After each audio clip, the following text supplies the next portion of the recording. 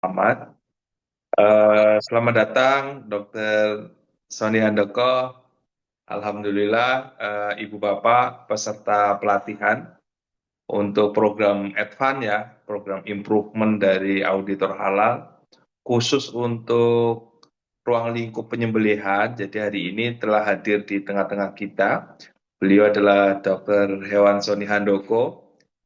Saya lebih tepatnya memanggil beliau guru saya karena beliau salah satu pelopor dari program-program jamin produk halal juga, mengawal dari awal dan sudah sangat aktif di dalam seluruh rangkaian rumah potong. Jadi kita telah kehadiran narasumber yang luar biasa. Mohon izin menyampaikan Pak Dokter, jadi hari ini ada 5 peserta yang memang semuanya sudah punya latar belakang sembelihan. Kemudian juga ada di sini ada Pak Widodo juga, ada Pak Hedi. Beliau nanti ikut sebagai observer karena mereka adalah bagian dari Halal Institute Dok. Jadi nanti ikut mungkin diskusi dan mungkin kita ada waktu kurang lebih sekitar 2 jam. Nanti mekanismenya saya serahkan ke dokter, saya akan ikut mengawal saja nanti program ini. Baik, kepada Dokter Sony, waktu dan tempat kami persilakan, Dok.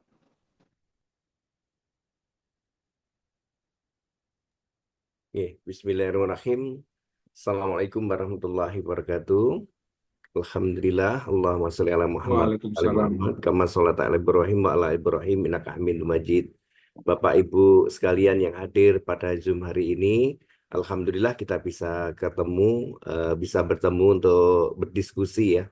Dan semoga diskusi kita hari ini ataupun hasil dari apa ya namanya apa yang saya sampaikan untuk berbagi ini semoga masih relevan dengan kondisi dan situasi saat ini dan semoga bermanfaat dan membawa kemanfaatan terutama untuk seluruh umat muslim ya, kira-kira demikian.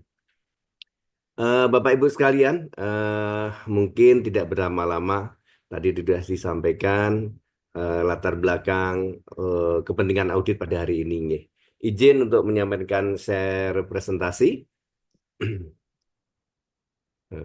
Sebentar ya, kok belum tampil ini. Sudah tampil, Bapak Ibu sekalian? Sambung, Dok. Oke,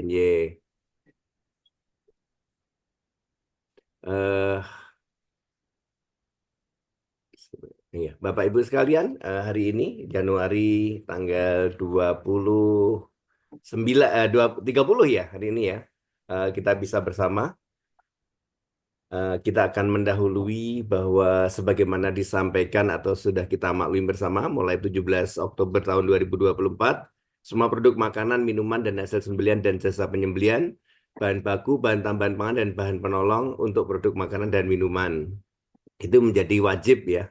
Kemudian kita tahu bahwa keberadaan di Indonesia ini ada 2 kategori utama, yaitu adalah rumah potong hewan unggas dan rumah potong hewan ruminansia atau PRPHU, RPHR ya kita kenal di dalam terminologinya ya. Bapak Ibu sekalian, ini menjadi titik kritis tahap awal untuk sebuah rantai makanan atau pembuatan makanan tersedianya makanan ya. Namun sebagai kita tahu realita saat ini masih sebagian daging ruminansia dan unggas, daging yang beredar baik itu daging sapi, kambing, domba, kemudian unggas, ayam, baik ayam kampung, ayam beredar dan sebagainya, yang beredar artinya di lapangan ya, di pasar dan sebagainya, berasal dari rumah pemotongan yang belum jelas status kehalalannya atau kita sebut saja belum bersertifikat halal. Kira-kira demikian. Sebagai hal yang mendasar bahwa memakan makanan yang halal gitu adalah kewajiban bagi umat kita, umat Islam ya. Kemudian sasarannya adalah menjamin kehalalan produk. Hikmahnya adalah kewajiban syar'i yang membawa makna kesucian dalam beragama, pikiran, jiwa, keturunan, dan harta dapat terpelihara dengan baik. Sebagaimana kita tahu, Undang-Undang Nomor 33 Tahun 2014, di mana kewenangan BPJPH yang terkait dengan auditor halal adalah 789. Melakukan registrasi auditor halal, melakukan pengawasan terhadap JPH, melakukan pembinaan auditor halal. Demikian. Ini tripartit atau segitiga sertifikasi saat ini, di mana ada BPCPH, ada MUI, dan ada LPH. Proses sertifikasi halal mungkin kita semua sudah tahu ya, kita lewatin saja. Model sertifikasi yang untuk UMKM juga kita lewati saja. Kemudian nah ini kan kita fokus untuk kehalalan ya. Kehalalan di rumah potong atau di pemotongan. Jadi ada mengulang sedikit, yaitu yang pertama adalah menyusun rencana pemeriksaan bahan atau PPH, itu meliputi 1 sampai 4. Jadi kita tentukan ruang lingkupnya, tujuan pemeriksaan bahan dan PPH-nya, metode pemeriksaan dan agenda pemeriksaan bahan. Kemudian yang kedua, menyiapkan sumber daya pemeriksaan bahan dan PPH. Jadi perangkat dan kebutuhan perlengkapan kerja yang dibutuhkan, kemudian rencana, peralatan, dan perlengkapan pengambilan sampel apabila dibutuhkan. Baik, berikutnya adalah melakukan pra-pemeriksaan. Jadi setelah tadi tahapan, jadi kalau di dalam assessment atau di dalam satu kelompok kerja adalah yang pertama adalah persiapan, kemudian dilakukan pekerjaan itu atau kompetensi tersebut. Kemudian yang terakhir adalah pelaporan dan evaluasi bila mana ada gitu. Berikutnya memeriksa kecukupan manual SCPH Pak SCPH ya. Kemudian dokumen pendukung, nama produk diperiksa, kemudian dokumen diagram alir dan matrik produk dan bahan baku biasanya. Dan yang terakhir memeriksa kecukupan, ya bukti-bukti, bukti pelaksanaan, sosialisasi dan bukti pelaksanaan audit internal. Dan kemudian bukti kaji ulang. Ini yang terakhir biasanya ini. Kemudian awalnya adalah melakukan pertemuan pembukaan dan seterusnya, melakukan pertemuan nanti minta pemeriksaan, melakukan pertemuan penutupan. Ini langkah-langkah yang biasa dilakukan. Baik Bapak Ibu sekalian, untuk pemeriksaan bukti kecukupan implementasi SCPH, ini adalah meliputi 3 pokok hal yang penting adalah diseminasi atau mungkin sosialisasi kebijakan halal. Yang lazim di rumah potong biasanya selain dalam bentuk pelatihan atau sosialisasi, biasa dilakukan dengan membuat semacam banner yang mencakup tentang kebijakan halal. Jadi sifatnya internal, kemudian di ruang tamu biasanya juga ditempel untuk yang terkait dengan kebijakan eksternal. Demikian, kemudian dilakukan pelatihan internal, biasa dilakukan oleh tim internal setelah mendapatkan pelatihan eksternal tentu saja ya. Kemudian melakukan audit internal. Nah, ini yang kadang untuk UMKM belum pernah dilakukan dan dilakukannya hanya sekedar formalitas dalam pengajuan yang ada di SCPH. Kemudian kaji ulang manajemen ini juga sering kali saya temukan di perusahaan UMKM belum pernah atau bahkan tidak dilakukan. Nah, ini juga menjadi hal-hal yang mungkin perlu kita diskusikan lingkupnya dan sebagainya. Kemudian melakukan pemeriksaan terhadap pemenuhan implementasi SCPH 1-5, jadi kebijakan halal diverifikasi, kemudian bukti sosialisasi, jadi di sana kita akan melihat bagaimana dia melakukan sosialisasinya, kemudian bagaimana ada nggak struktur organisasi yang sudah ditandatanganin dan bisa jadi itu kalau perlu ditempel di kantor atau di area yang bisa dibaca.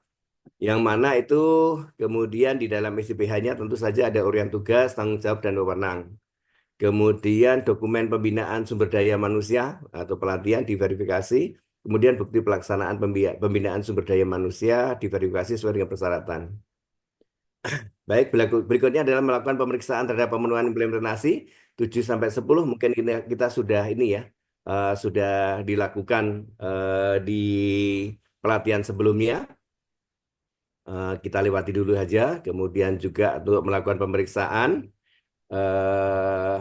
ya ini kita juga 12-16, kemudian bukti implementasinya salah satunya prosedur diverifikasi, bukti implementasi. Jadi biasanya kalau di UMKM prosedur-prosedur ini sangat sederhana, namun kalau di perusahaan besar bisa jadi gitu adalah kompleks ya, harus prosedur-prosedur yang sifatnya kritis harus ada ya.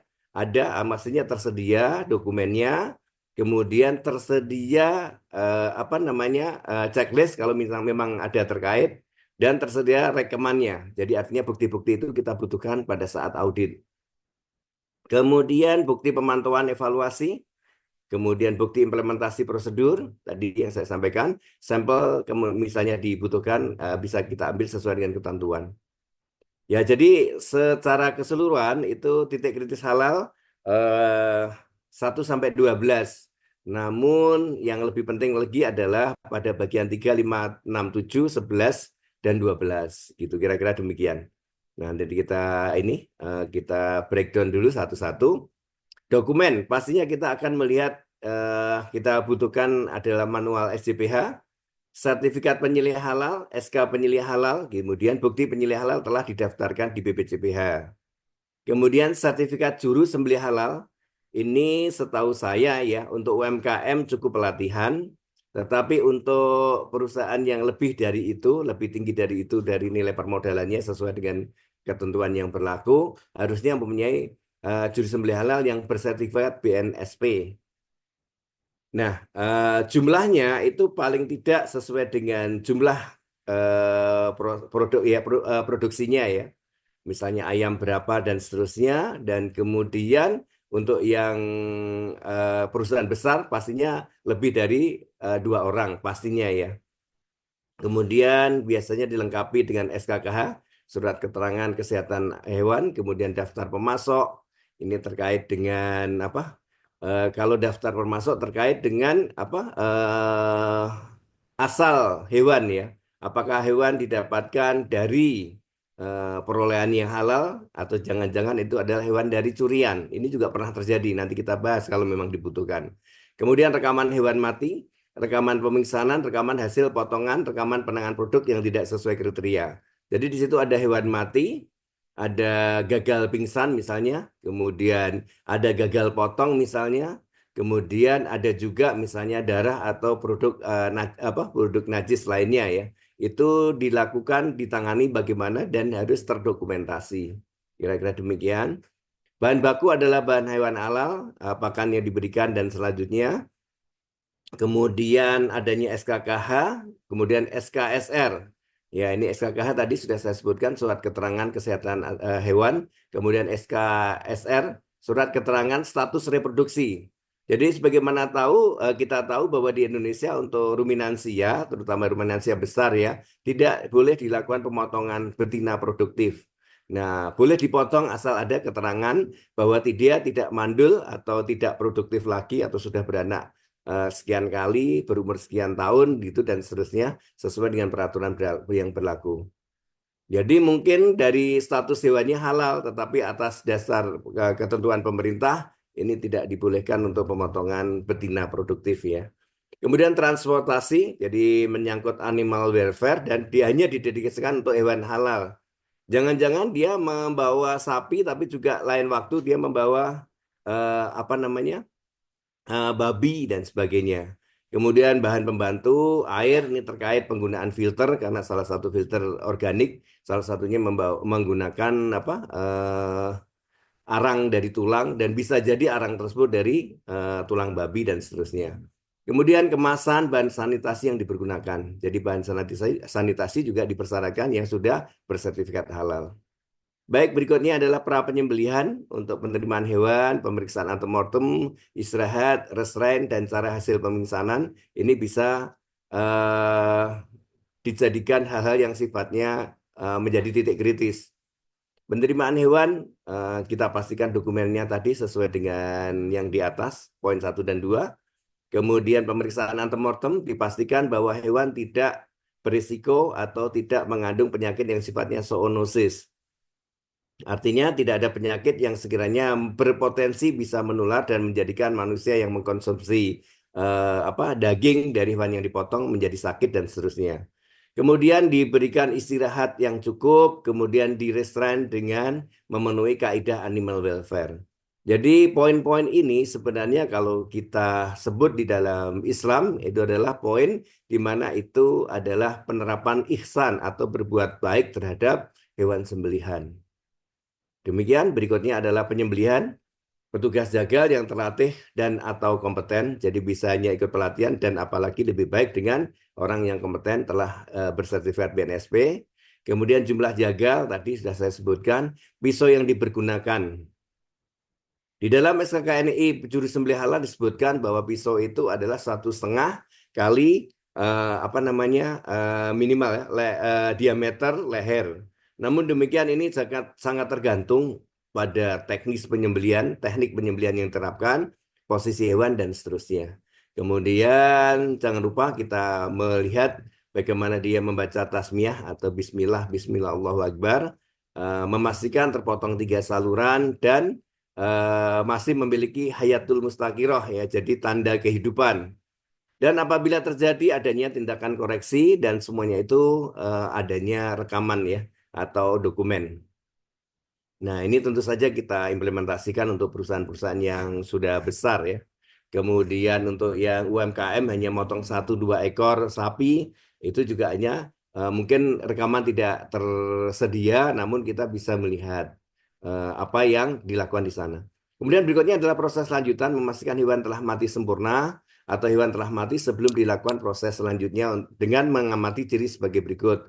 Berhentinya darah yang memancar dari sayatan sembelihan, refleks cubit atau menarik withdrawal atau refleksan sudah hilang juga, tidak ada gerakan apa namanya gerakan eh, kulit atau gerakan-gerakan yang lain.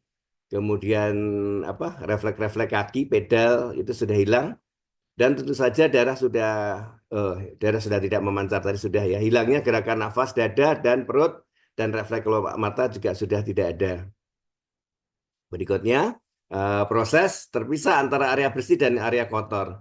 Hal ini penting karena terhindarnya kalau kita bisa sebut itu adalah prosesnya harus hygiene ke, dan melakukan sanitasi yang bagus atau sempurna sehingga kalau dalam bahasa Islamnya sehingga daging itu tidak terkontaminasi dengan najis misalnya kira-kira itu darah habis sembelihan itu juga bisa jadi menjadi kontaminan gitu. Berikutnya adalah pengemasan dan pelabelan terbebas dari kontaminasi najis, baik bahan produk yang hindari bahan produk yang tidak halal. Kemudian kemasan mencantumkan logo halal yang berlaku, tanggal penyembelihan, tanggal pengemasan atau tanggal kadaluarsa dan identitas usaha. Ini sifatnya kemasan primer ya kalau dilakukan ke pengemasan. Berikutnya adalah penyimpanan, tersedia fasilitas rantai dingin sesuai dengan skala usaha. Misalnya ada terpisah antara penyimpanan produk halal dan yang tidak halal. Ini bisa terjadi ya kalau seandainya ada produk-produk yang gagal proses atau tidak halal. Biasa dari pengalaman saya di luar negeri itu ada produk yang tidak halal itu terpisah tempatnya. Kemudian tersedia rekaman ya. Berikutnya adalah transportasi. Transportasi yang kontak langsung dengan produk dalam hal ini karkas segar dan turunannya khusus disediakan hanya untuk mengangkut produk halal dan tidak boleh digunakan bergantian dengan produk yang tidak halal serta terbebas dari najis serta dalam kondisi tersanitasi dengan baik.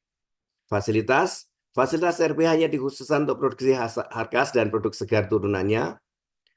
Turunan yang tidak halal, tidak bercampur dengan pemotongan yang tidak halal maksudnya. Terpisah secara nyata di RPH, jadi antara RPH halal dan tidak halal harus terpisah dan mengikuti ketentuan peraturan perundangan. Jika proses deboning atau melepaskan daging dari tulang dilakukan di luar RPH, semisal pada unit penanganan daging, maka harus dipastikan karkas hanya berasal dari RPH halal dan penanganannya mengikuti ketentuan halal. Penanganan produk yang tidak halal mempunyai prosedur untuk menangani produk yang tidak halal dengan rekaman penerangan produk yang tidak halal. Tindak lanjut terhadap produk tersebut didokumentasi dan terkonfirmasi saat tinjauan lapangan. Ketelusuran, jadi mempunyai prosedur tertulis untuk menjamin kemampuan telusur produk. Produk harus menjamin produk yang disertifikasi berasal dari hewan halal. Cara perhalalan yang halal disembelih sesuai dengan persyaratan halal dibuat di fasilitas produksi yang memenuhi kriteria fasilitas produksi halal. Jadi kesalaruan seperti ini mulai dari antemortem, penampungan gitu ya. Kemudian stunning bila mana digunakan, kemudian bagaimana penyembelihan. Ini ya titik kritisnya penyembelihan ini ya. Kemudian kemudian pengantuan dan penandaan karkas, pendinginan siling bila mana ada, pengemasan bila mana ada, penyimpanan air bila mana ada, distribusi dan transportasi bila mana pastinya ya. Ini harus memenuhi keseluruhan bagaimana kendaraan harus bersih, tidak memuat produk halal dan seterusnya. Kemudian dokumentasi dan internal audit. Jadi kalau di Unggas, mulai dari penerimaan Unggas di antemortem, kemudian istirahat Unggas, kemudian berikutnya ini titik juga kritis adalah stunning pada saat dipingsankan. Bapak Ibu sekalian, ini pernah saya mengalami pada suatu ketika ya. Meskipun saya seorang auditor halal sesekali, karena memang lingkup kehidupan saya ada di sekitar pemotongan, jadi merancang, kemudian menginstal mesin, kemudian memberikan pelatihan dan memberikan apa namanya petunjuk bagaimana mengoperasikan sampai dalam penghitungan ekonomi, bagaimana sebuah usaha di bidang pemotongan itu dioperasikan. Nah, stunning ini merupakan salah satu titik kritis. Kita harus bisa memastikan bahwa unggas itu harus bangun ya selama 90 detik. Syukur-syukur tidak usah dibantu, dia bangun sendiri ya. Jadi pada saat itu saya pendampingan di satu rumah potong, unggasnya mati dan auditornya tidak tahu. Gitu kira-kira. Nanti kita bahas sendiri kalau memang dibutuhkan. Kemudian penyembelihan ini juga ini ya halal critical point juga. Penyembelih itu harus muslim, membaca tasmiyah, memotong atau memutus trachea, jalan nafas ya, jalan darah atau jalan apa jalan maaf, jalan makan, jalan nafas dan jalan darah. Jadi mari hulkum dan wadajain kira-kira begitu. Kemudian di sana bagaimana cara melakukannya? Kita wawancara dengan Julha, kemudian mengamati hasil potongan. Kemudian bila mana itu terjadi gagal potong, maka harus didis dan harus dilakukan training ulang. Kemudian harus ada 2 sertifikat, 2 orang juleha minimal. Kemudian ada pemeriksaan form hasil sembelihan. Dan siapa yang bertanggung jawab di situ adalah penyembelih dan supervisor halal. Kira-kira demikian. Berikutnya perdarahan bleeding, unggas harus mati karena penyembelihan, bukan karena stunning. Dan bukan juga karena dimasukkan di air panas dan seterusnya. Kira-kira demikian. Kemudian kita harus melihat visual bleedingnya, lama bleeding time-nya kurang lebih 3 menit. Kira-kira tindakan koreksinya seperti apa, dokumentasinya seperti ini kira-kira. Kemudian scalding, perendaman air, di feathering, pencabutan bulu ini hanya alur prosesnya saja. Kira-kira demikian dulu Bapak, Bapak Ibu sekalian. Kita lanjutkan dengan diskusi dulu, lebih lebih lebih terfokus. Kira-kira demikian. Silakan kalau ada pertanyaan, kami tunggu ya. Monggo Terima Bapak Ibu. kasih, Nggih. Dok. Nggih, nggih, nggih, silakan. Eh, Ibu Bapak silakan nanti kita berdiskusi interaktif saja. Apalagi ini kan pesertanya tidak banyak. Dan Iya. mungkin kalau Bapak Ibu ada case-case di lapangan ataupun apa yang mungkin ingin ditanyakan secara langsung, terus kemudian kita saling melengkapi. Jadi, silakan Bapak Ibu. Ini Pak Widodo kayaknya mau langsung nanya, Iya, dipersilakan Pak silakan. Widodo. Oke, Oke. ya, Assalamualaikum warahmatullahi wabarakatuh. Waalaikumsalam warahmatullahi wabarakatuh. Eh, Terima kasih Pak atas kesempatan ini. Ya memang agak agak rumit juga ya kalau dalam pelaksanaan lapangan. Betul, Pak. Apalagi Silakan. yang saya tanyakan ini banyak yang terjadi ya. Sebetulnya eh, kalau ini dari segi jumlah Pak, dari segi jumlah per per orang itu kalau umpamanya ruminansia itu berapa per juleha Pak, itu batasannya berapa, karena kemampuan untuk nyembelih itu kan juga juga terbatas.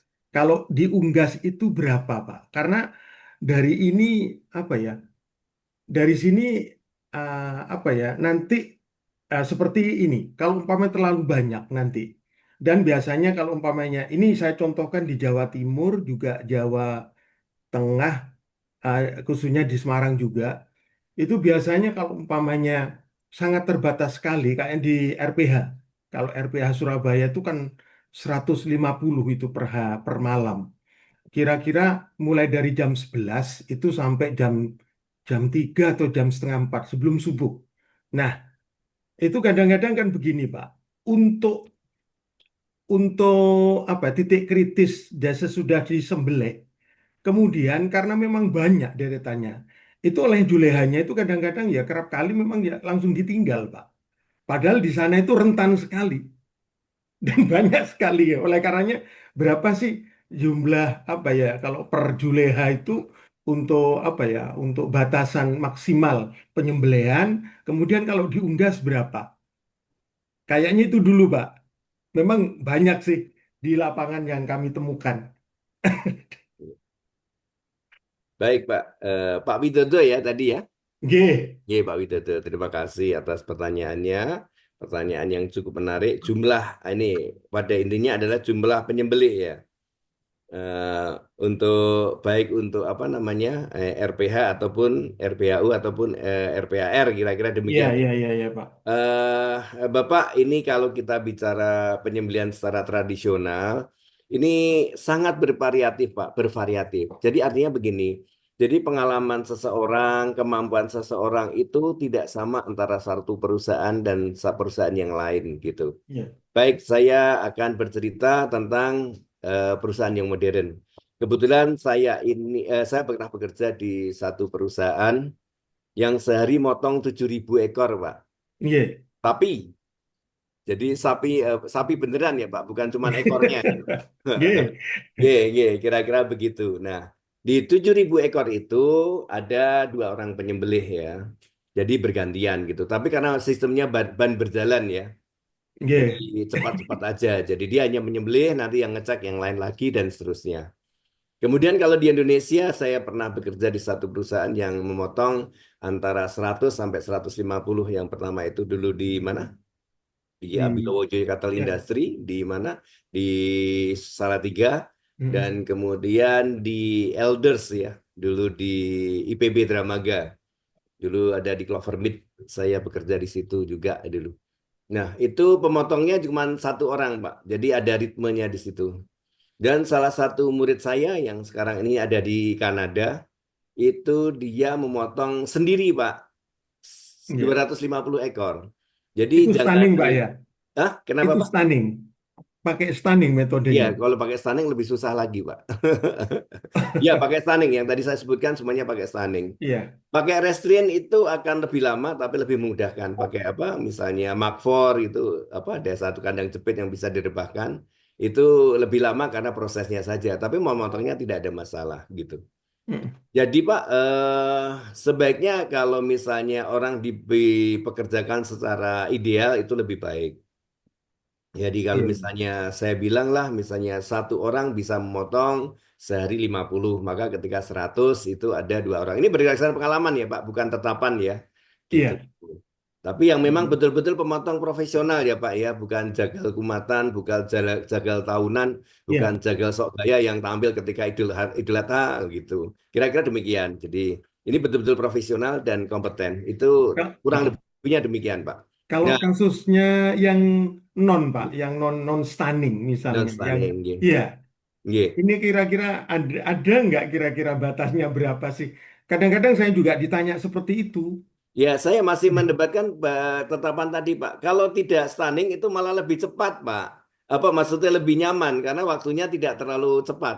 Kalau stunning Hmm. ditembak roboh naik apa disembelih naik, tembak roboh sendiri naik. Itu karena lebih sulit itu. Justru kalau stunning itu lebih sulit, Pak, karena tidak ada restrain. Kalau di restrain itu lebih gampang, Pak.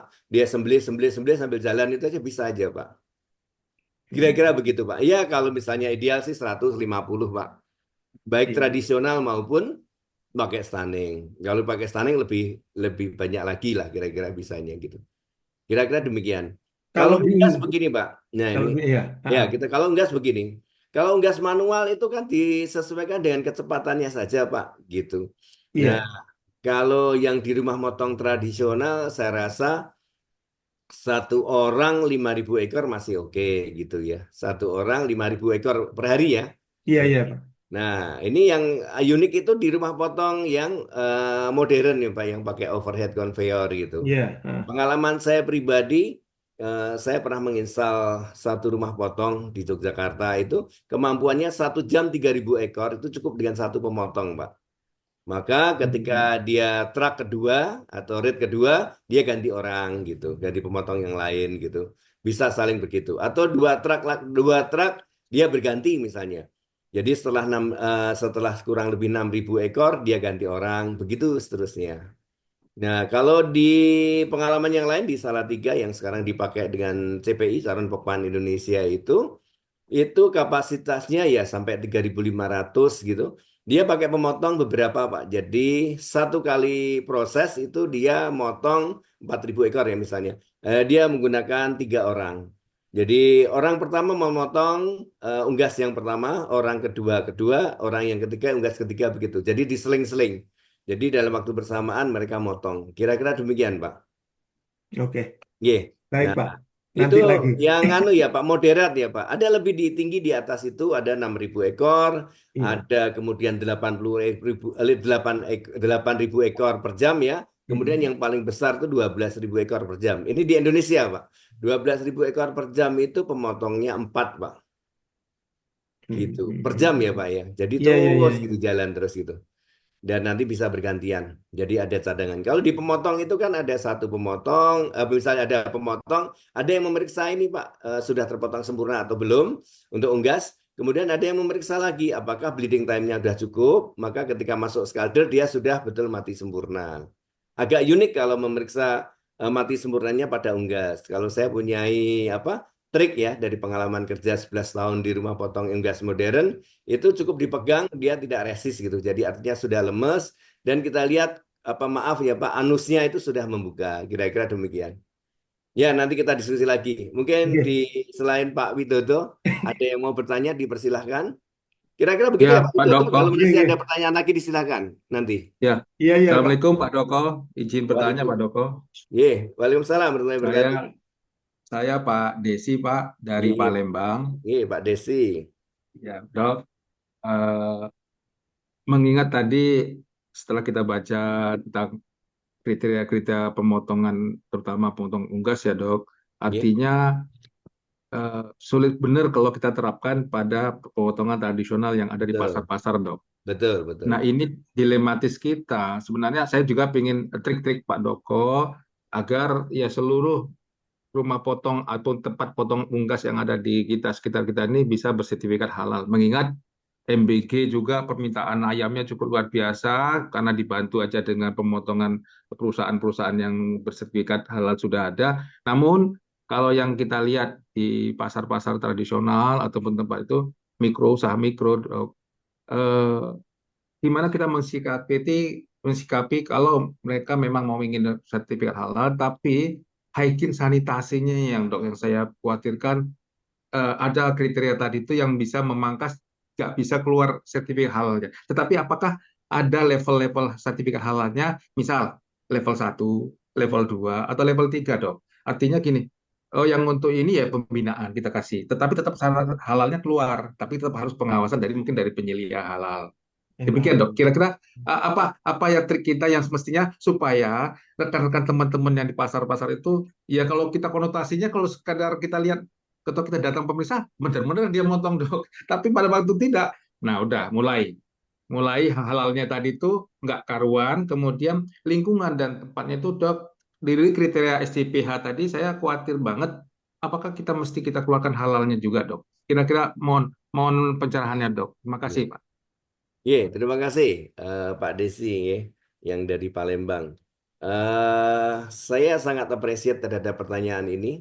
Ini juga apa ya begitu apa namanya menggumpal di pemikiran saya, Pak. Betul, Pak. Saya seperti jenengan, seperti Bapak juga sepakat bahwa saatnya kita nanti pada saatnya untuk rumah potong itu ada kategori. Jadi ada adendum lah gitu ya untuk apa regulasi halal kita. Semisal nih Pak, jadi di apa di ketentuan halal itu, maaf di ketentuan auditor halal itu kan sudah ditentukan latar belakang pendidikannya. Benar ya, Pak ya? Iya kan? Ya, Ya. ya. Nah, misalnya kita di basicnya adalah dokter hewan dan peternakan, maka akan pada lingkup pada produk-produk asal hewan. Kira-kira begitu. Nah, nanti ketika kita misalnya mau merambah kosmetik, maka kita harus ikut apa advance pelatihan seperti ini. Jadi latihan khusus untuk penyembelihan misalnya. Jadi A sampai Z-nya itu diulas di sana, didiskusikan, dipahami. Nah, kemudian nanti kita tes juga untuk post testnya apakah sudah betul-betul memahami, maka bisa dirilis gitu. Jadi ada apa namanya? Ada tambahan lingkup eh, penguasaan terhadap satu ini. Baik, kembali kepada sertifikat halal yang kaitannya dengan tradisional. Bapak, antara halal dan toyib itu tidak bisa dipisahkan. Itu yang pertama. Maka persyaratan halal dan toyib ini harus diimplementasikan sebatas minimal lah, gitu. Kira-kira kurang lebihnya begitu. Begitu. Jadi semisal persyaratan lantai di audit NKV kan tidak air menggenang, kemudian mengalir ke satu, kemudian tidak ada lubang atau apa namanya hal-hal yang bisa membuat air itu masuk ke dalam sehingga berpotensi kontaminasi dan seterusnya. Itu juga harus diimplementasikan.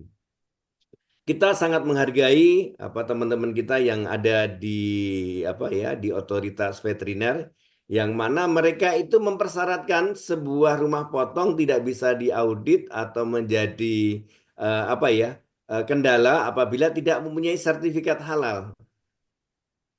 Serius ini Pak, gitu. Nah, apakah kita tidak juga menyampaikan yang sama? Ini sebaiknya nanti mengajukan NKV, gitu misalnya gitu ya. Jadi standar minimal itu. Jadi pengajuan ini sangat penting Bapak ya. Jadi artinya persyaratan NKV itu kan hygiene sanitasi sangat ditekankan. Artinya ini tidak berpotensi pada eh, dagingnya saja, juga tidak berpotensi terhadap lingkungan. Kira-kira begitu. Nah, ini juga harus kita rekomendasikan gitu. Jadi Pak, nanti setelah ini Bapak menghadap ke Dinas Peternakan, setidaknya minta pembinaan untuk proses produksinya lebih baik dan selanjutnya. Jadi ada tiga hal utama, itu adalah halal, toyib, dan satu lagi Pak, ihsan gitu. Pasti Bapak akan ada pertanyaan, bagaimana itu kalau misalnya mereka motong belum mati saja sudah masuk tong, misalnya gitu ya. Oh ini Mbak motong aja belum mati masih bergerak sudah masuk air panas. Jangan-jangan itu nanti apa namanya ayamnya mati karena ditumpuk-tumpuk di tong atau mati karena misalnya kepanasan dan sebagainya. Ini harus kita bahas secara tersendiri nanti di dalam diskusi hari ini. Masih panjang waktunya, baru jam 8:04. Nah, hal-hal ini harus kita cermati Pak. Kita tidak bisa kaku tapi kita juga harus bijak. Kenapa demikian gitu? Eh, saya masih bersikukuh sampai kapanpun bahwa pemotongan itu tidak boleh self declare gitu. Karena self declare ini menghancurkan, Pak. Nanti kalau kita mempersulit mereka pakai self declare gitu. Nah, jangan-jangan itu terjadi padahal ini di titik kritis yang tidak bisa enggak gitu. Saya melihat banyak ini ya warung-warung UMKM yang kemudian mungkin mereka mengajukan lewat self declare gitu. Padahal ada bahan-bahan yang saya tidak tahu dapatnya ayam dari mana gitu kan. Ini kan biasanya begitu kan untuk catering dan sebangsanya gitu. Kemudian dipotong sudah sesuai dengan kehalalan belum, sempurna tidak pemotongannya dan seterusnya.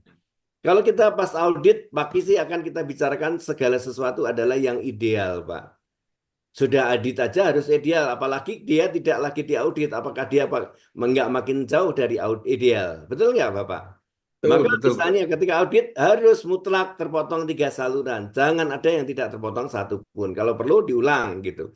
Diulang memotongnya. Kalau masih belum tahu, ganti pemotong. Sampai kita di sana itu memastikan terpotong 3 saluran, disembelih di situ. Meskipun ini kan kita tidak bisa begitu, tapi ini bicara tentang audit, tentang apa?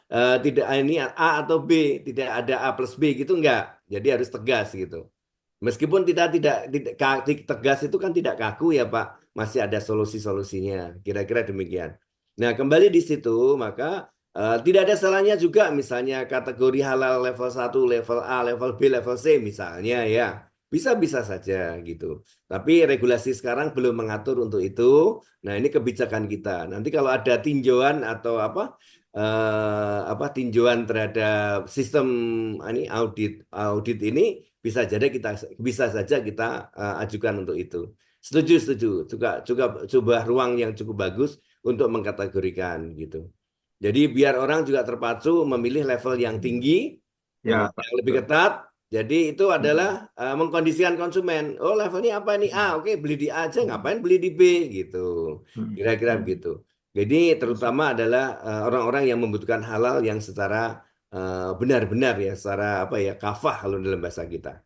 Gitu kira-kira Pak Desi, kalau masih ada yang pertanyaan Ya, silahkan. terima kasih. Geng, Sementara geng, terima kasih, Dok. geng, geng, geng. Monggo, yang lain mungkin. Eh, silakan. Izin bertanya, Dok.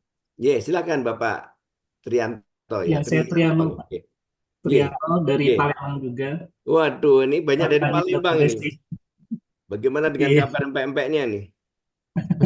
Iya, iya. silakan Pak Tri. Pengen bertanya masalah stunning ya. Baik, Untuk di rumah potong ruminansia sapi gitu kan. baik, ye. Mungkin di Indonesia sebagian besar sapi yang disuplai itu sapi Baik, ekspor.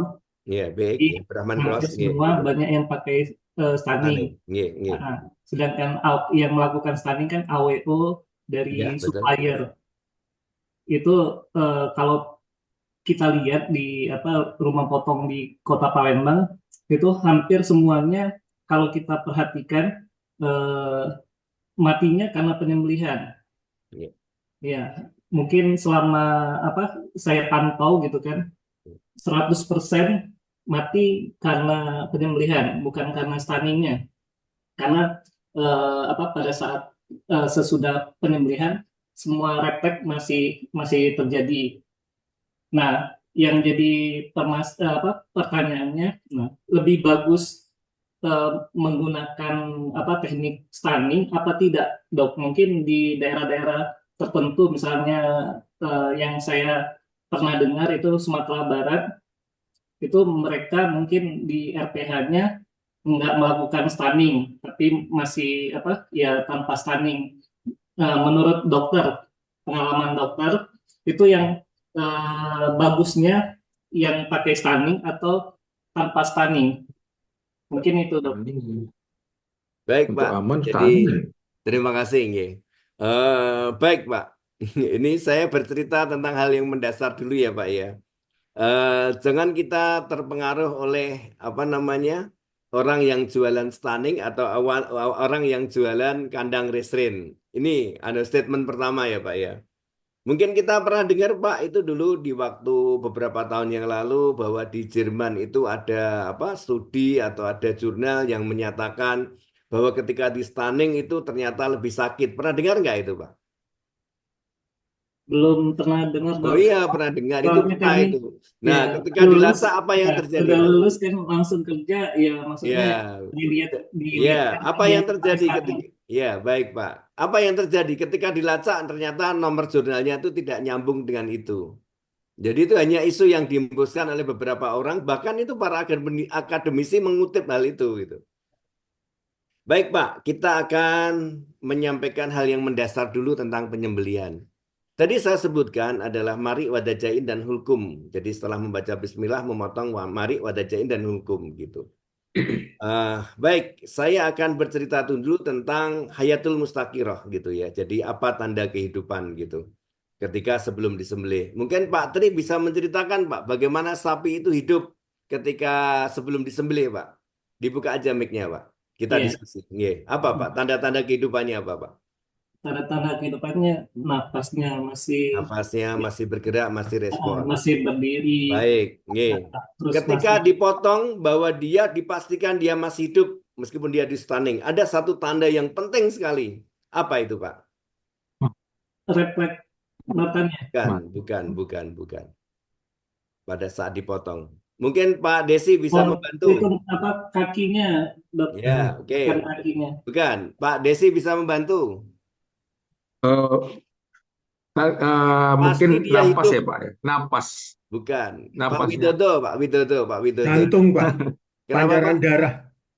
Jadi Nah, jantungnya, Pak, hanya betul. satu-satunya itu biasanya yang bisa Baik. menjamin Baik, hayatul Pak, gitu. mustakhiroh itu. Kan Bapak nggak bawa stetoskop kan, nggak mungkin lihat jantung kan, Pak. Ya, Lu nggak betul kan? pancaran Nah, darahnya kan, Pak? Ya, Itu kan betul, pompanya. Pak. darah Nah, ya. saya sendiri sebagai pribadi setelah melakukan riset, saya adalah melihatnya adalah pancaran darah. Pancaran ke darah itu kan kerja dari jantung ya, Pak. Betul Iya, ya? iya, iya. Iya. Maka Betul. di stunning apapun bentuknya, stunning ya dengan tidak ada maksud untuk merusak kepala dan sebagainya, gitu, maka dia harus ketika disembelih harus memancar.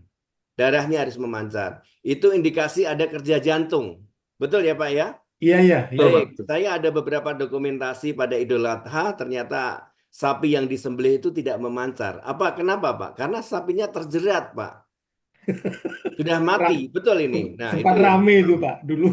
Nah, sebaliknya saya balik, Pak. Ya, ini saya tidak ngomongin ya, kolega saya atau Iya, siapa gitu. Dengan PD-nya SNI itu dengan didukung oleh didukung oleh MUI gitu, menyatakan bahwa dengan keretakan sekian itu tidak dinyatakan tidak halal. Maaf, Pak, ini hal yang penting, Pak. Dengan keretakan itu kan kita hanya beranalisa dan berasumsi secara fisik dan secara tinjauan animal welfare, betul nggak, Pak?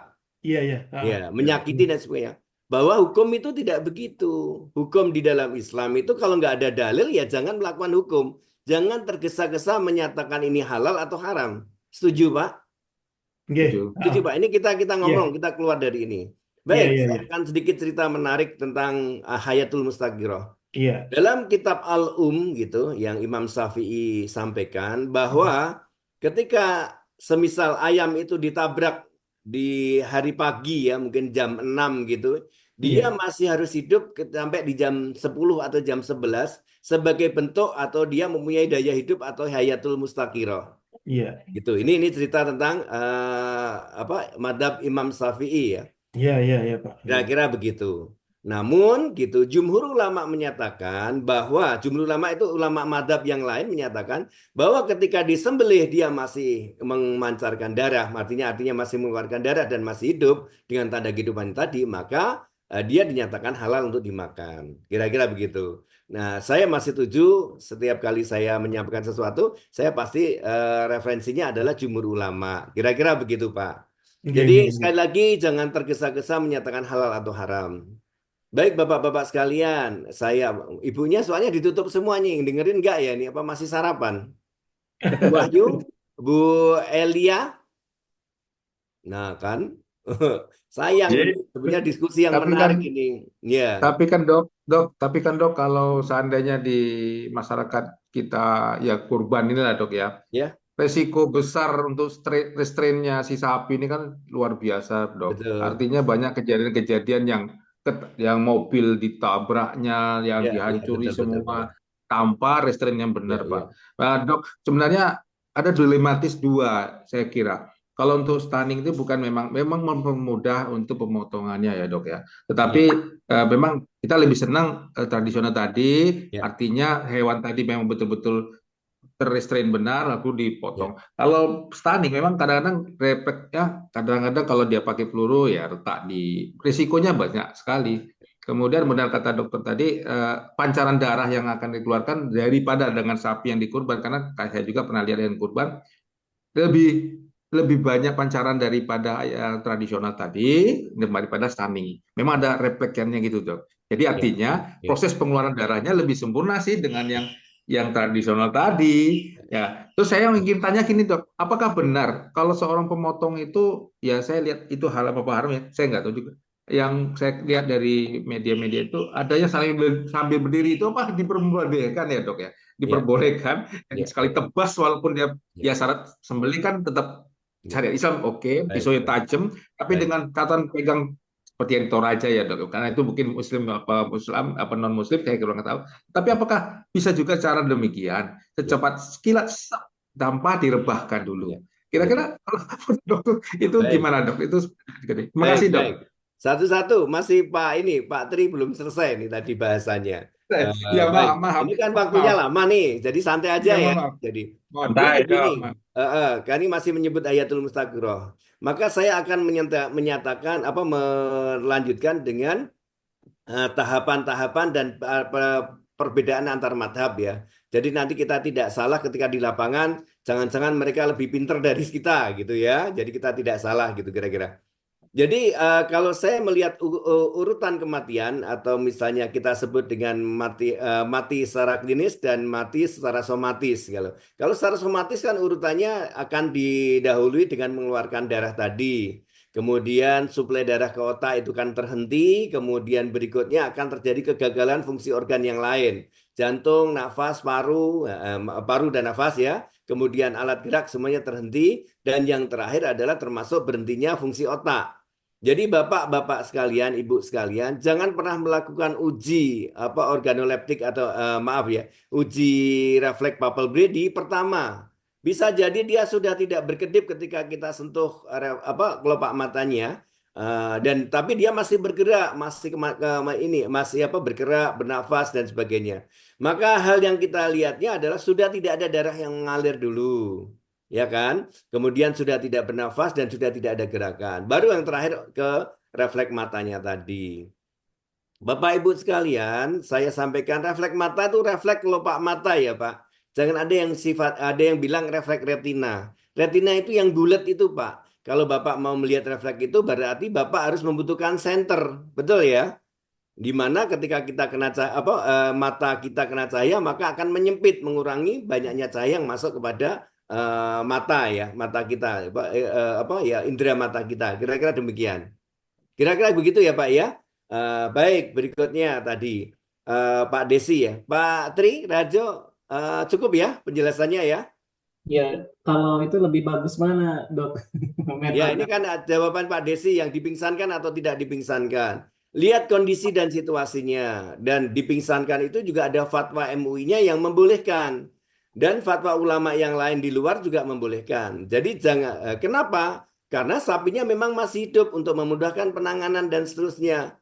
Nah, dari riset kami di UGM gitu, menyatakan bahwa jumlah darah yang keluar sama banyaknya, Pak. Nggak ada bedanya gitu. Sudah dilakukan riset, sudah dilakukan, ada jurnalnya. Nanti kalau sempat saya carikan jurnalnya. Kira-kira demikian, Pak.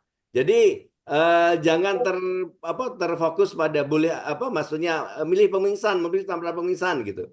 Tanpa pemingsan itu juga boleh-boleh saja, baik-baik saja, tetapi memang agak lebih sulit. Maka dibutuhkan kandang jepit yang cukup.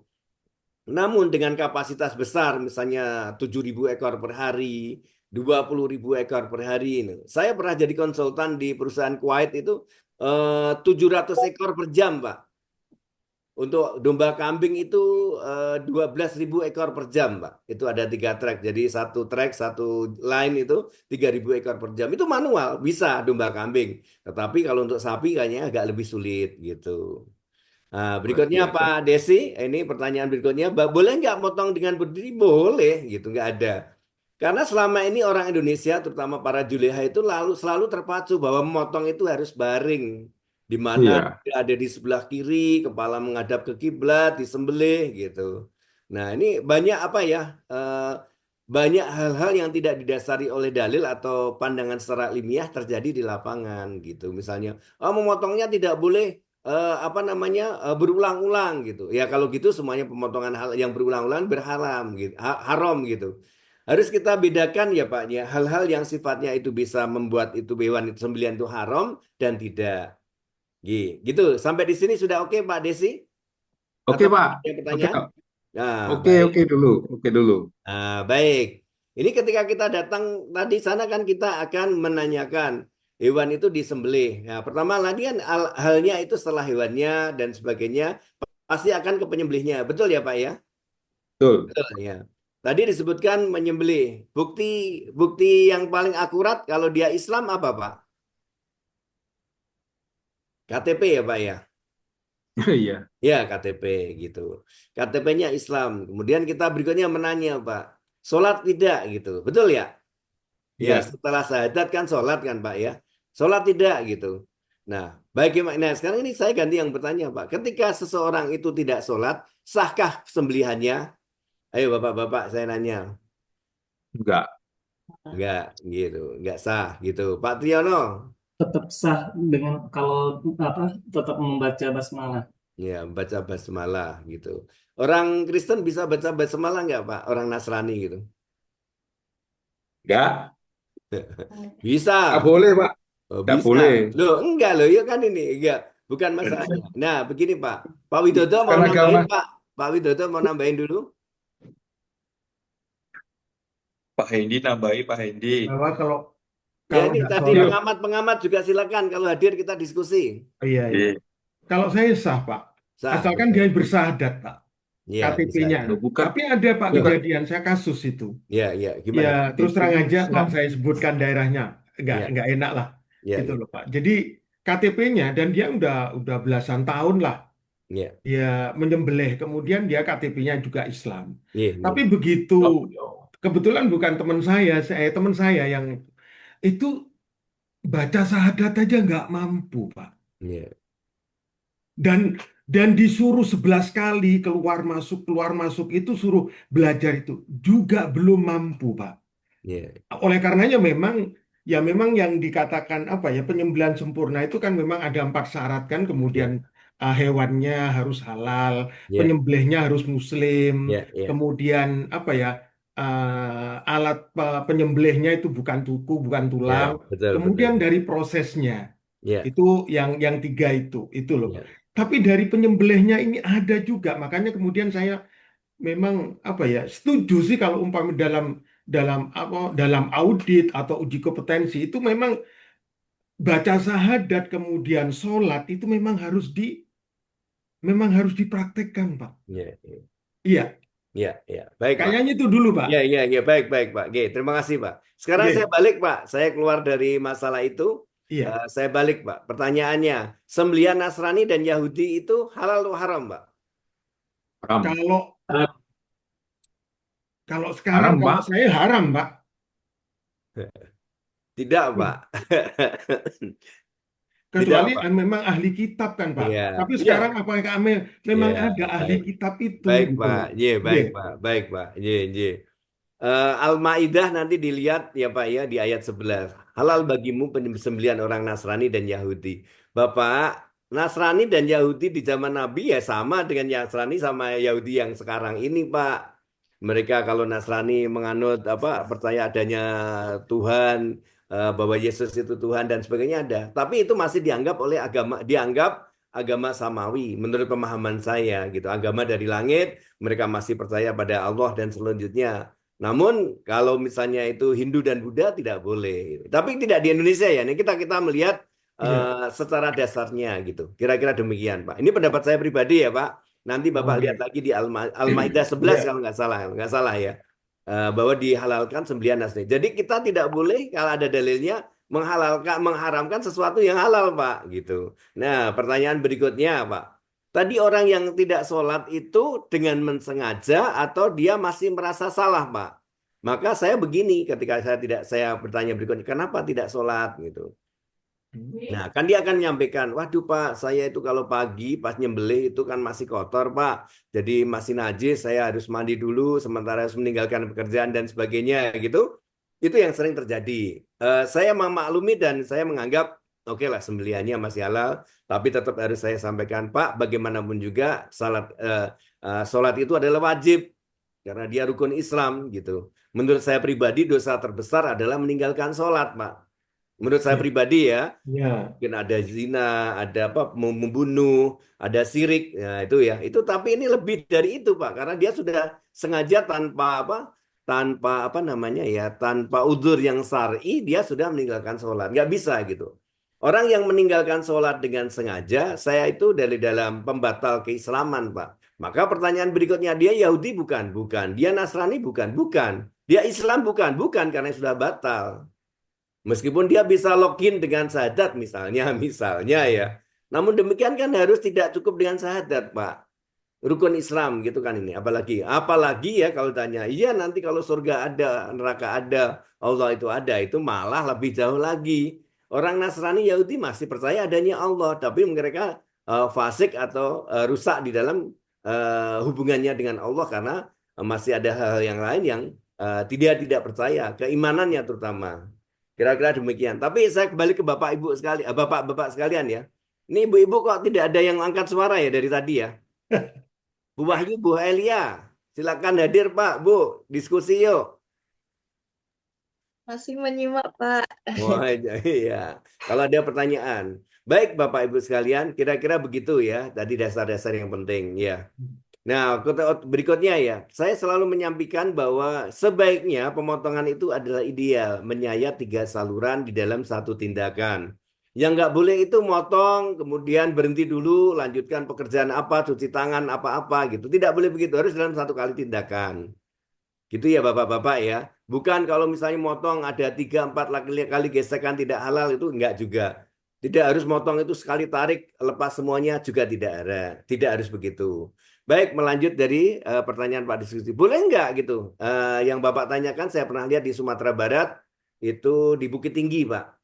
Jadi saya kenal dengan pemotongnya itu karena saya pernah memberikan pelatihan beberapa kali tentang juru sembelih halal dan bucer di sana. Itu dia nebas Pak sekali, jelap gitu terus nebas.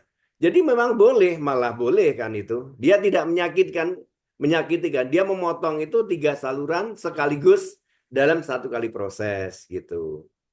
Dia posisinya berdiri tapi apa kerbaunya waktu itu motongnya kerbau dan sapinya dalam posisi baring dan sudah dalam posisi siap untuk ditebas. Sama seperti pemotongan onta itu kan berdiri Pak. Ontanya berdiri ditusuk gitu. Tidak ontanya duduk itu. Nanti kalau diperlukan saya akan putar videonya kalau diperlukan ya. Kira-kira demikian. Dan ada beberapa pemotongan tuh porsinya berdiri, termasuk di Turki dan sebagainya. Untuk posisi-posisi pemotongan tidak diharuskan kemana. Memang sebaiknya beribadah itu menghadap ke kiblat ya, sunahnya gitu. Kalau bisa itu lebih baik. Namun ketika tidak bisa ya jangan dipaksakan. Sapi sudah roboh, diputar-putar ke hadap itu kan malah menyiksa. Kira-kira demikian. Ini hal-hal yang kritis ya. Ingat bahwa kita audit adalah berusaha untuk mendapatkan posisi apa hal-hal yang ideal. Memotong 3 saluran harus terpotong 3 sempurna. Kalau tidak silakan untuk diulang gitu. Berikutnya adalah bagaimana ketika tidak terpotong sempurna gitu. Ini hukum asalnya ya. Untuk madhab Syafi'i yang harus terpotong setidaknya adalah saluran makan dan saluran nafas gitu. Ya, Tapi jumhur ulama menyatakan bahwa boleh terpotong itu semua, setidaknya yang terpotong adalah saluran darah. Karena maksud penyembelihan adalah mengalirkan darah, kira-kira demikian. Saya sepakat dengan jumhur ulama, kira-kira demikian, Pak. Tapi lebih bagus lagi adalah terpotong sempurna. Mari wadajen dan hulkum. Kalau darah itu kiri dan kanan. So, terus bagaimana kalau misalnya ada tidak terpotong sempurna? Seketika itu juga boleh dilakukan koreksi gitu sesuai dengan SKKNI dan ini kesepakatan ulama di Indonesia untuk hal tersebut. Jadi apa namanya ketika tidak terpotong sempurna, disempurnakan. Misalnya darahnya ada yang belum terpotong misalnya gitu. Kenapa demikian? Ini karena tidak terlalu menyiksa dan sempurnanya pemotongan. Kira-kira demikian. Nah, beda lagi kalau madzhab Syafi'i. Kalau nggak terpotong tidak mati, tunggu 3 hari potong lagi. Nggak bisa begitu. Bisa juga begitu, tapi ini kan menyiksa Pak selama 3 hari dan bagaimana? Kira-kira demikian ya Pak ya. Nah, berikutnya satu lagi. Jadi misalnya, seandainya, ini sekarang pertanyaannya. Tadi kan syarat pemotongan halal itu kan adalah menyebut tasmiyah ya Pak. Sebutannya tasmiyah ya Bismillah atau Bismillah Allahu Akbar. Kalau basmalah itu Bismillahirrahmanirrahim ya Pak ya. Pak Widodo, kalau tahmid itu apa Pak? tahmid itu Gimana Pak? alhamdulillah, Pak. Alhamdulillah. Kalau hamdalah? Oh, Alhamdulillahirabbil hamdalah alamin. itu Gitu. tahmid itu Iya, subhanallah. kalau marilah kita baca basmalah gitu. Gimana? Bismillah. Bismillah ya Allahu Akbar atau Bismillah aja. Iya, betul. Ya, Nah, ini kan ada. Kalau tadi kan sebutkan pemotongannya banyak sekali itu. Nah, itu kapan membaca basmalahnya, Pak? ya pada waktu awalan dia akan bisa dijamak, Pak. Nah, tapi lebih baik lagi adalah kita niatkan untuk menghindari bahwa pada saat pemotongan kita lupa mengucapkan atau Ya, melafazkan, maka kita niatkan memotong ini untuk RPH ya, RPHU ya. RPHU. Nah, oh ya bisa saya niat motong misalnya 1 truk karena 1 truk misalnya ada 1.765 atau 2.000 atau mungkin 1.500 tergantung berat ayam kan gitu. Jadi tapi ketika memotong satu-satu ya Bismillah, Bismillah, Bismillah. Jadi sekaligus berpahala zikir dan berpahala dari pemotongan. Kira-kira gitu ya Pak ya? Iya, oke, Nah, Pak. Oke. bagaimana kalau memotongnya pakai pakai mekanik, Pak? Jadi pakai mesin, jadi dipotongnya pakai. Maka ketika menyalakan mesin pertama kali baca Bismillah, cut off jadi baca Bismillah lagi gitu dan seterusnya. Ya, ini ada, tapi di Indonesia belum ada yang motong pakai mesin, tapi di luar negeri ada. Kira-kira demikian. Nah, pertanyaannya, Pak, kalau lupa baca Bismillah itu tadi, hukumnya gimana, Pak? Halal, haram? Kalau lupa, kalau saya begini biasanya, Pak. Jadi Iya, kalau umpamanya di jamak itu kan sebetulnya itu mengambil dari kiasnya dari Imam Malik pada waktu iya betul. melakukan apa ibadah puasa wajib itu. Iya betul. Ya, nah kemudian ada pernah pertanyaan kalau umpamanya lupa gimana? Iya, Nah, itu pada waktu itu juga ada hadis, Pak. Jadi sudah iya, ada seseorang sahabat itu adalah makan tanpa membaca bismillah. iya, Tapi akhir itu baca bismillah, Pak. Jadi iya. kalau nggak salah niatnya itu Bismillahirrohmanirrohim. Bismillah ya Allahu Akbar wal awalu wal akhiru. Jadi mulai, nah itu diperbolehkan di dalam hadis. Iya. Iya, Kalau makan itu kan perkara yang mubah, Pak. Kalau menyembelih ini kan perkara yang syariah, Pak. ya Ya, tapi ada, tapi iya, iya betul hmm, betul. Jadi pertanyaannya boleh atau tidak boleh gitu. Ternyata iya, kalau menurut saya sepakat seperti halnya pada saat puasa kita lupa kalau hmm. kita puasa kita makan ya sepanjang kita belum ingat ya tidak batal puasanya kira-kira begitu ya ini boleh. Nah pertanyaan berikutnya kalau mensengaja tidak baca Bismillah tadi gimana Pak? Mensengaja aku nggak baca Bismillah gitu. Itu Haram, Pak. wajib kan, Pak. Nah, Jadinya betul, sepakat itu wajib haram kan. karena itu ini apalagi diniatkan misalnya untuk di Jogja itu mau dilarung kepalanya itu ya jelas-jelas tidak boleh ya. Kira-kira begitu Pak. Oke, sekarang saya sudah banyak bertanya tadi, sudah kita diskusi. Sekarang gantian Bapak-bapak ini bertanya lagi, silakan. Baru jam 9 Pak, dari jam 10 berapa tadi? Ya, Ibu-ibu silakan bertanya Pak. silakan Bu. Habis ini saya ngajukan pertanyaan. Boleh, boleh. Diskusi lagi, Pak. Ibu, biar seru Bu, masa ini Bapak-bapak Silakan saja. Ibu-ibu.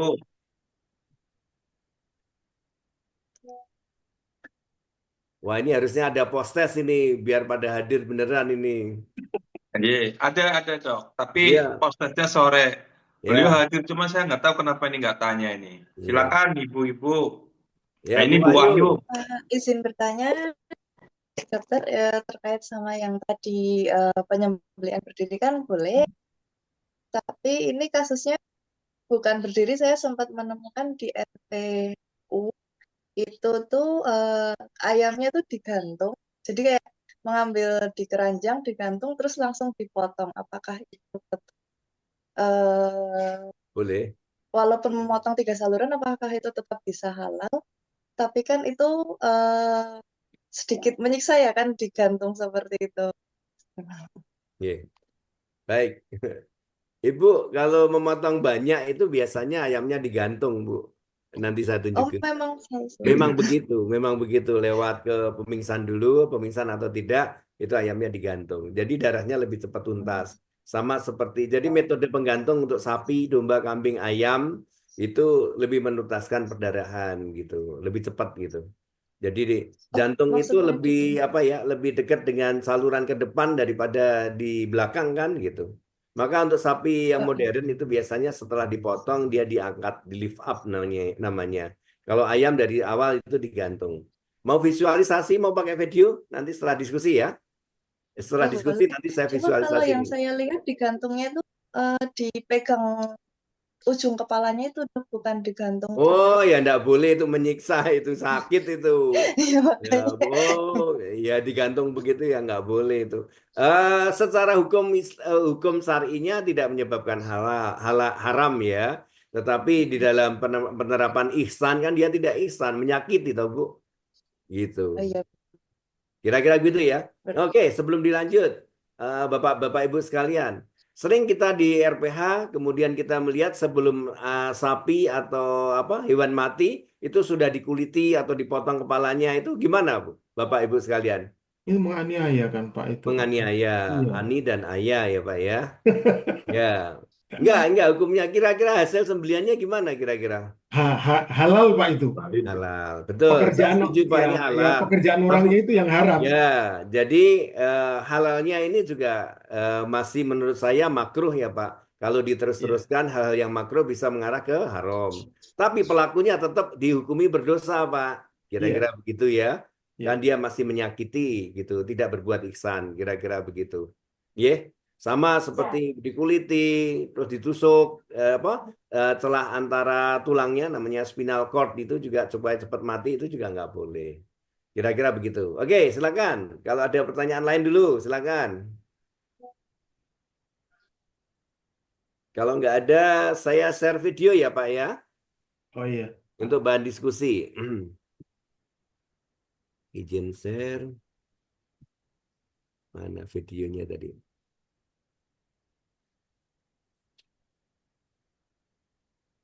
Kelihatan, Pak?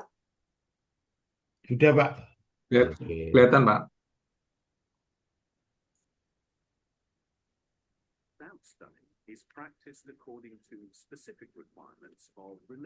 Ini pakainya restraint box. Nah, ini kan pakai berdiri ya, Pak ya? Ya, Ya, boleh ini.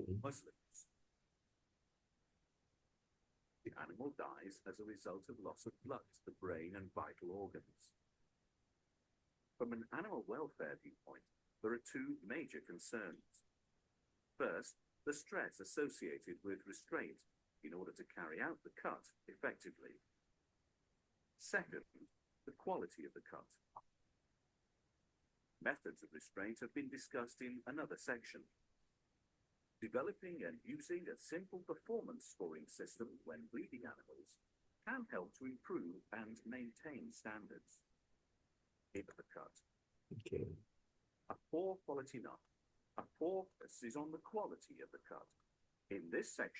Ya, kita lihat Pak ya, ini pada darah ini sudah terpotong dan darahnya mengalir dengan sempurna. Nah, ini kan darahnya ini mengalir dari kiri dan kanan. Ya, baik.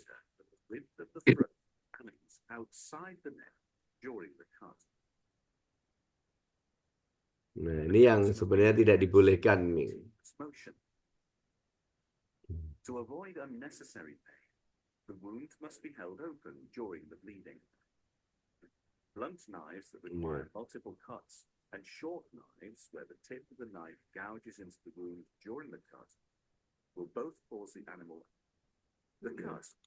Jadi pemotongan setidaknya arahnya dari sini Pak. Jadi diambil diagonal dari tulang atlas yang pertama atau kedua ini diambil. Kalau kita terlalu naik, maka arteri sudah bercabang. Bisa jadi ada arteri yang tidak terputus pada saat motong ini, sehingga dia lebih bertahan lama, lebih hidup. Nanti ada juga buktinya.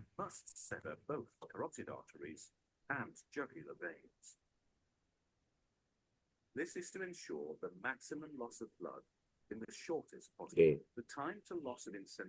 Baik, Pak. Ini yang sering terjadi. Kalau yang terjadi, kalau normal, perdarahan akan terjadi antara 17 sampai 85 detik ya, Pak ya. Jadi memancarnya darah ini. Ini kiri kanan kelihatan ya, Pak ya, di atas dan bawah ini kelihatan. iya Pak. Iya, dorongan. Nah, ini kelihatannya ini. Nah, kalau terjadi penyumbatan, harus dilakukan sayatan. Nah, kalau Koreksi. pemotongan yang di atas, sapi yang biasanya stres itu akan bisa terjadi risiko sumbatan ini dan harus dilakukan tindakan koreksi. Nah, ini kan tadi disayat. Nah, logikanya begini. Jadi ketika kita stres kan cenderung kita ini mengkerut, Pak ya. Betul nggak? Iya, Pembuluh darah. Nah, ini ketika iya, iya. mengkerut inilah yang terjadi penyumbatan gitu. Kira-kira demikian. Nah, ini menyumbat gitu. Nah, maka harus di ini. Ini anatominya. Oke. Yang dimaksud al-wadajain itu arteri aja Pak ya. Arteri dan vena, Pak. Loh, apakah vena itu wajib Pak? Enggak, tapi kan kalau dia kesayat kena juga, Pak. Oh gitu. Nah, Enggak yang tapi al-wadajain. al-wadajain itu ya arteri sebenarnya masuk tujuannya. Tapi kalau vena kesayat ya juga keluar darah kan, Pak. Tapi tidak memancar. Jadi yang intinya ada al-wadajain ini adalah di Arteri Pak ya. arterinya, betul. Oke, oke. Masalahnya sulit, agak sulit juga Pak, karena nggak memancar kan Sulit, Pak. ya, sulit Iya, mengidentifikasi mancarnya dari ini arteri. arteri.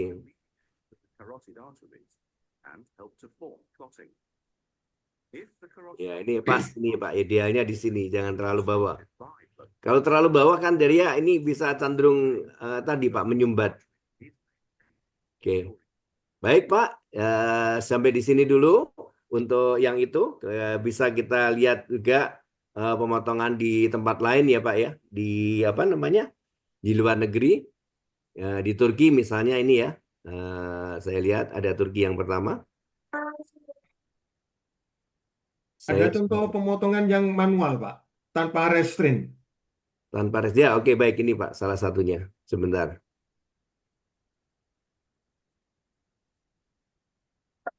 Sudah kelihatan belum Pak? Belum ya? Belum, belum Pak. Sebentar ini.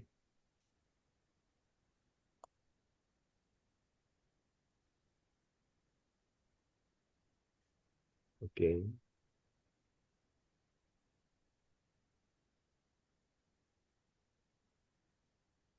Sudah kelihatan?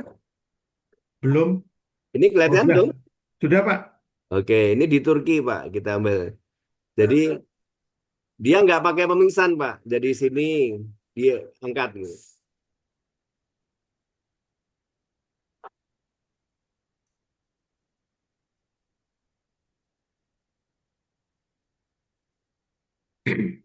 Iya.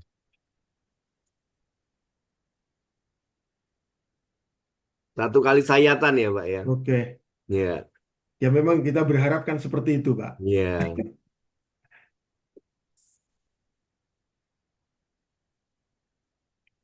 Oke. Tapi sepertinya apa ya Pak, menyakitkan hewan tadi ya Pak ya. Menyakitkan itu. Perilaku. Yang pakai didongakkan ini yang menyakitkan ini. Baik, saya stop share dulu ya.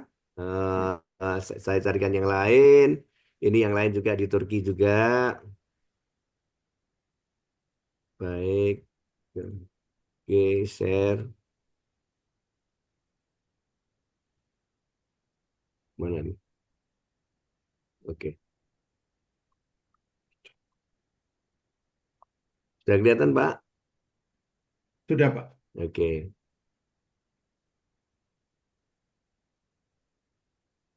Nah, nah, ini sapinya besar sekali.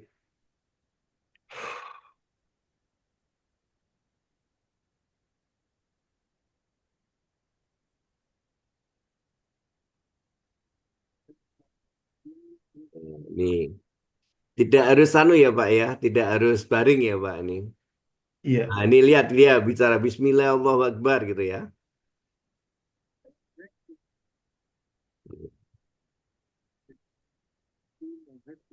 Nah, dia melakukan tindakan koreksi. Ya. Iya.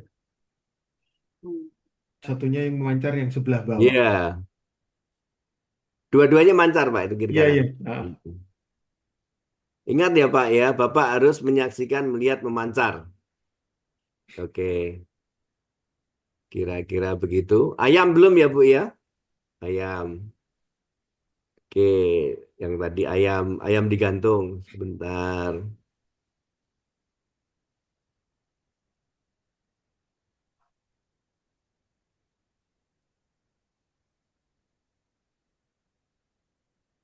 Oke.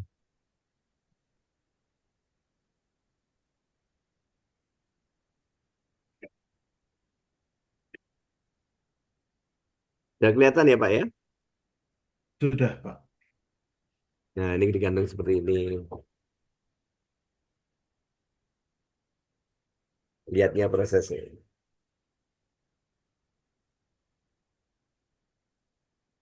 Oke.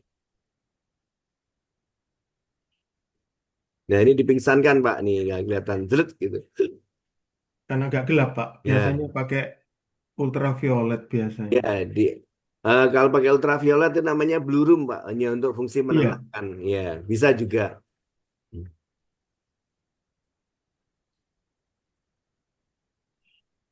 Oke, setelah dipingsankan, dia lewati pemotong ini.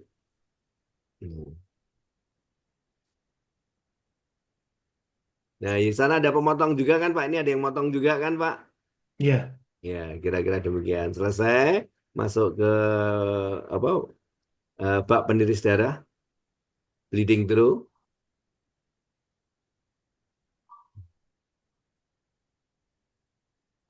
kira-kira begitu. Baru setelah itu masuk ke celup air panas ya Pak ya, scalder. Iya. Nah, dicabut bulu, eviscerating mengeluarkan jeroan. Kira-kira begitu. Nah, ini penimbangan. Oke, kita lanjut ke ini, rumah potong sapinya. Ini dulu satu pemilik, Pak. Saya dulu jadi manajer di sana.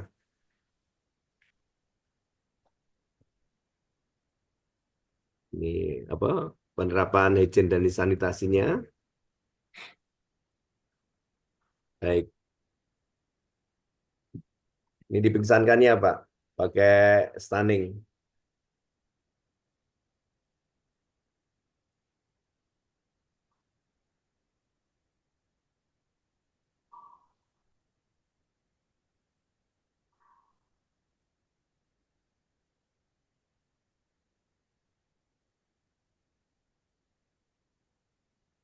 Biasanya kalau umpamanya udah di stunning, biasanya kan nggak berkedip udah, Pak. Iya, ini masih, Pak. Ini. Iya. Iya. Kalau nafas boleh jadi udah nggak Iya. teratur. Karena yang terdepres kan anu Pak, apa sistem saraf pusatnya, otaknya, Pak. Jadi mungkin Iya. bisa jadi nggak berkedip. Tapi yang paling penting Pak, kalau menurut saya adalah Pancaran darah. apa darahnya memancar, Pak. Iya. Iya. Kalau saya biasanya itu, Pak, tanda-tanda utamanya Hayatul Mustahil. Mustaqiroh pada waktu stunning, Apa Pak? ya pancaran darah itu. Iya, pancaran darah Nah, ini. nah. Ini anu apa? Iya, oke Pak. Ini proses berikutnya, misalnya di sini kulitnya menguliti, dikuliti.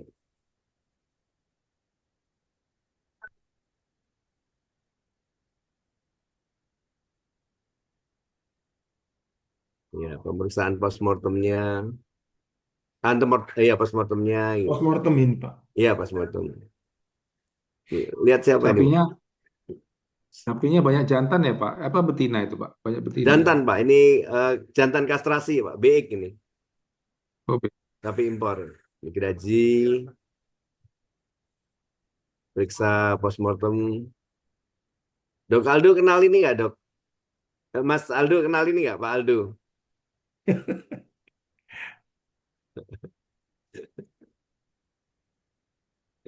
ganteng orangnya Pak.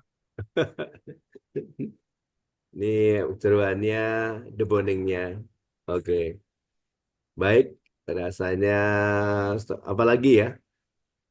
Ini ya, yang gagal potong ya, gagal potong. Oke. Karena salah motong.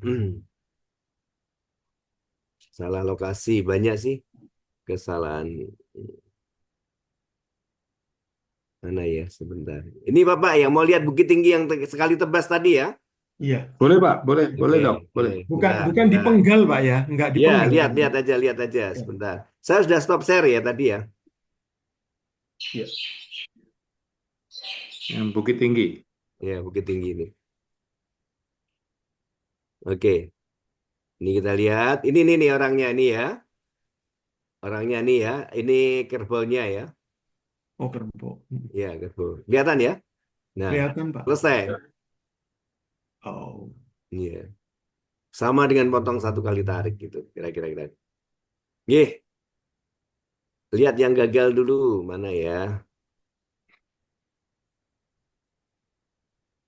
Itu tadi yang Bengkulu itu pakai perbahan biasa, Pak ya.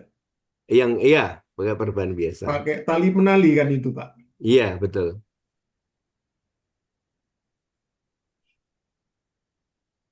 Mana?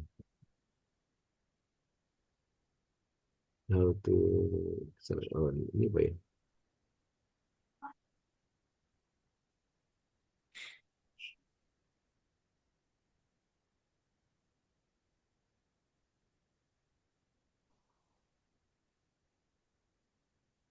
Itu.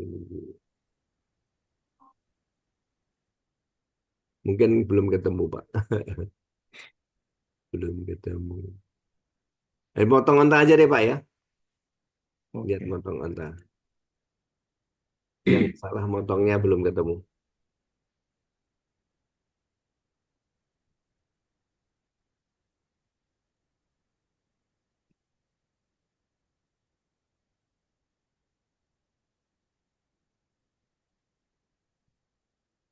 Ya, berdirian, Pak, dia.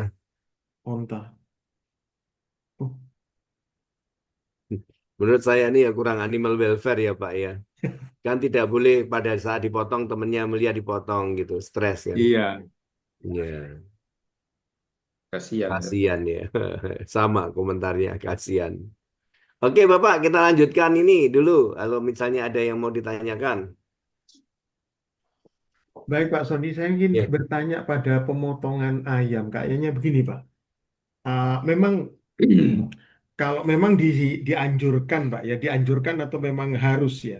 Kalau di pemotongan unggas besar, kayak di perusahaan besar itu memang asal dari asal dari hewannya, ayamnya, itu kan jelas apa ya, terverifikasi dengan jelas kan betul, Pak, betul, betul. bukti-buktinya.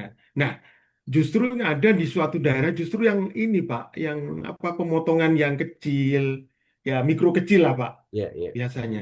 Nah, ini di suatu daerah itu ada Pak, jadi ayamnya itu di di jadi apa ya, pakannya itu kadang-kadang campuran Pak. Campurannya itu kadang-kadang ya dikasih jagung atau konsentrat dan biasanya itu juga ada diberikan dari permisi Pak ya, dari babi Pak ada. Nah, untuk itu apakah ya memang nggak murni Pak ya, nggak murni, nggak artinya nggak dominan babi ya. Tapi campurannya ada. Dan jadi kalau umpamanya dari prinsip halal di Indonesia kan traceability kan Pak, betul, Pak. ketertelusuran Betul. dengan pakan itu, kemudian itu kan menjadi dipakan dengan apa ya, dengan yang nggak haram gitu loh. Ya, Dan ya. haramnya itu memang bagian pakannya itu adalah dari babi. Apakah itu masih bisa melalui ini Pak, langkah apa hewan jalalah itu apakah dimungkinkan seperti itu Pak? Iya nih Pak. Baik Pak. Jadi kalau saya ini pendapat pribadi ya Pak ya. Jadi Ya, dari belajar dan selanjutnya, saya rasa itu masuknya masuk hewan jalalah Pak. Kalau misalnya lele dikasih makan apa, maka harus di apa adaptasi dulu di kolam yang bersih, kemudian ya, dikasih makan yang baik, itu setidaknya 4 sampai 6 hari kan Pak. ya, Gitu. Nah, itu harus diperlakukan seperti itu juga gitu. Tapi kan itu berlaku hewan jalalah. Tapi apakah najis ya, dia makan najis dan sebagainya gitu. Dan apakah ini berlaku untuk ayam gitu. Maka harus kita lakukan riset dulu Pak sebelum menyatakan boleh dan tidak boleh gitu. Secara dalil oke gitu, tapi kan kita harus didukung dengan ilmiah juga Pak. Jangan-jangan dikasih itu tadi menyebabkan ada perbedaan genetis dan apa dan itu akan berdampak kepada manusia. Maka kita lihat ada kepada kemaslahatannya. Perlu dilakukan riset dulu Pak sebelum kita bilang ya atau tidak gitu. Itu di daerah mana Pak? Yang dikasih makan apanya Pak? Yang dikasih makan ke itunya? ya campuran Pak. Ada di salah Enggak satu di apanya itu? Apanya dari ayam, babi itu Pak? ayam Pak, Oh iya, ayam. maksudnya apa? Jadi Apanya yang dari di bagian babi yang dikasihkan ke ayam tadi? ususnya Pak. Ya, ya, ya. Jadi dicacah, kemudian ya dicampur dan Hmm, itu ada Pak. ya, ya, Nggak, ya. nggak enak Pak saya kalau umpamanya saya Ya, harus sebut gitu. iya, Dan iya. bahkan yang menyembelih itu ada yang non non Muslim Pak. Iya, jangan makan lah gitu. Jangan kasih halal lah gitu. Minimal kan Kemudian ditelusuri surat-suratnya ya Pak, Betul, dokumen-dokumen betul. Asal datangnya, makan dan SKKH, sebagainya. iya, dari mana Betul. Iya, ayam itu berasal. pakat gitu, Pak. Oke. jadi Baik, Pak. Nggih, nggih, eh, nggih. Yang lain mungkin, nggih, setuju, Pak. Tadi dipertanyakan lah gitu. Kayak kalau Bapak mengaudit kayak gitu ya, sementara nanti dulu gitu. Depending bahasa kami, nggih. Silakan, Pak, kalau mungkin yang lain lagi. yang lain Pak, monggo, nggak enak saya juga. Kita sudah diskusi banyak loh ini, banyak hal yang ini. Apalagi yang kelewatan ya. Eh, Bapak, saya ngirim itu nanti Dok, silakan di download Pak itu di mana di apa Messenger. Itu ada 2 di makalah saya sendiri, nanti dibaca lagi panjang itu. Kemudian ada checklist yang mungkin berguna ketika Bapak di lapangan. Oke, Pak. Dikonvert dulu ke Izin tanya Word, dok, Pak disesuaikan, dok. mungkin Bapak. Jadi ketika saya audit, biasanya saya membutuhkan 3 hal. Yang pertama adalah dokumen, yang kedua adalah rekaman, yang ketiga adalah implementasi di lapangan. Jadi dokumen itu adalah misalnya SJPH, SOP, dan sebagainya. Nah, SOP ini kan biasanya terkait dengan checklist gitu. Misalnya checklist yang harus muncul, kalau di rumah potong itu yang agak modern atau yang agak bagus, ya harusnya ada pemeriksaan antemortem, hasil pemeriksaan antemortemnya seperti apa. Kemudian setelah itu ada checklist, minimal ada checklist pemotongan gitu. Terpotong 3 saluran dan selanjutnya gitu. Kalau misalnya ada pemeriksaan, maka harus ada checklist pemeriksaan. Checklist yang pertama adalah pemeriksaan alat pemeriksaan itu. Kemudian yang checklist kedua adalah hasil pemeriksaan. Jangan lupa Pak, kalau misalnya Bapak untuk melihat efek dari pemeriksaan itu, kalau di rumah potong ayam, diturunkan dulu Pak. Dari overhead conveyor, Iya. tunggu dulu dia bangun sendiri dalam waktu 90 menit atau tidak gitu. Kalau orang-orang agak ekstrim itu dalam 1 menit, tapi agak sulit kalau 1 menit. Kita kasih 3 menit lah. Ya dia bisa bangun sendiri. Bisa juga ada juga bilang nggak usah digoyang-goyang gitu. Ya nggak segitunya lah gitu. Jangan terlalu strike gitu. Kira-kira begitu Pak ya. Ye, lanjut. Monggo kalau ada yang mau ditanyakan. Tanya Pak Doko, Ya silakan izin silakan. kalau boleh nanya Pak Doko. Oh, boleh Ini boleh. Nggak berbayar Pak eh, ini nanyanya. Ini ya saya kami kan mengajar terpanjang. Biasanya pakai berapa eh, Pak? 2 jam ya biasanya eh, saya. Ini.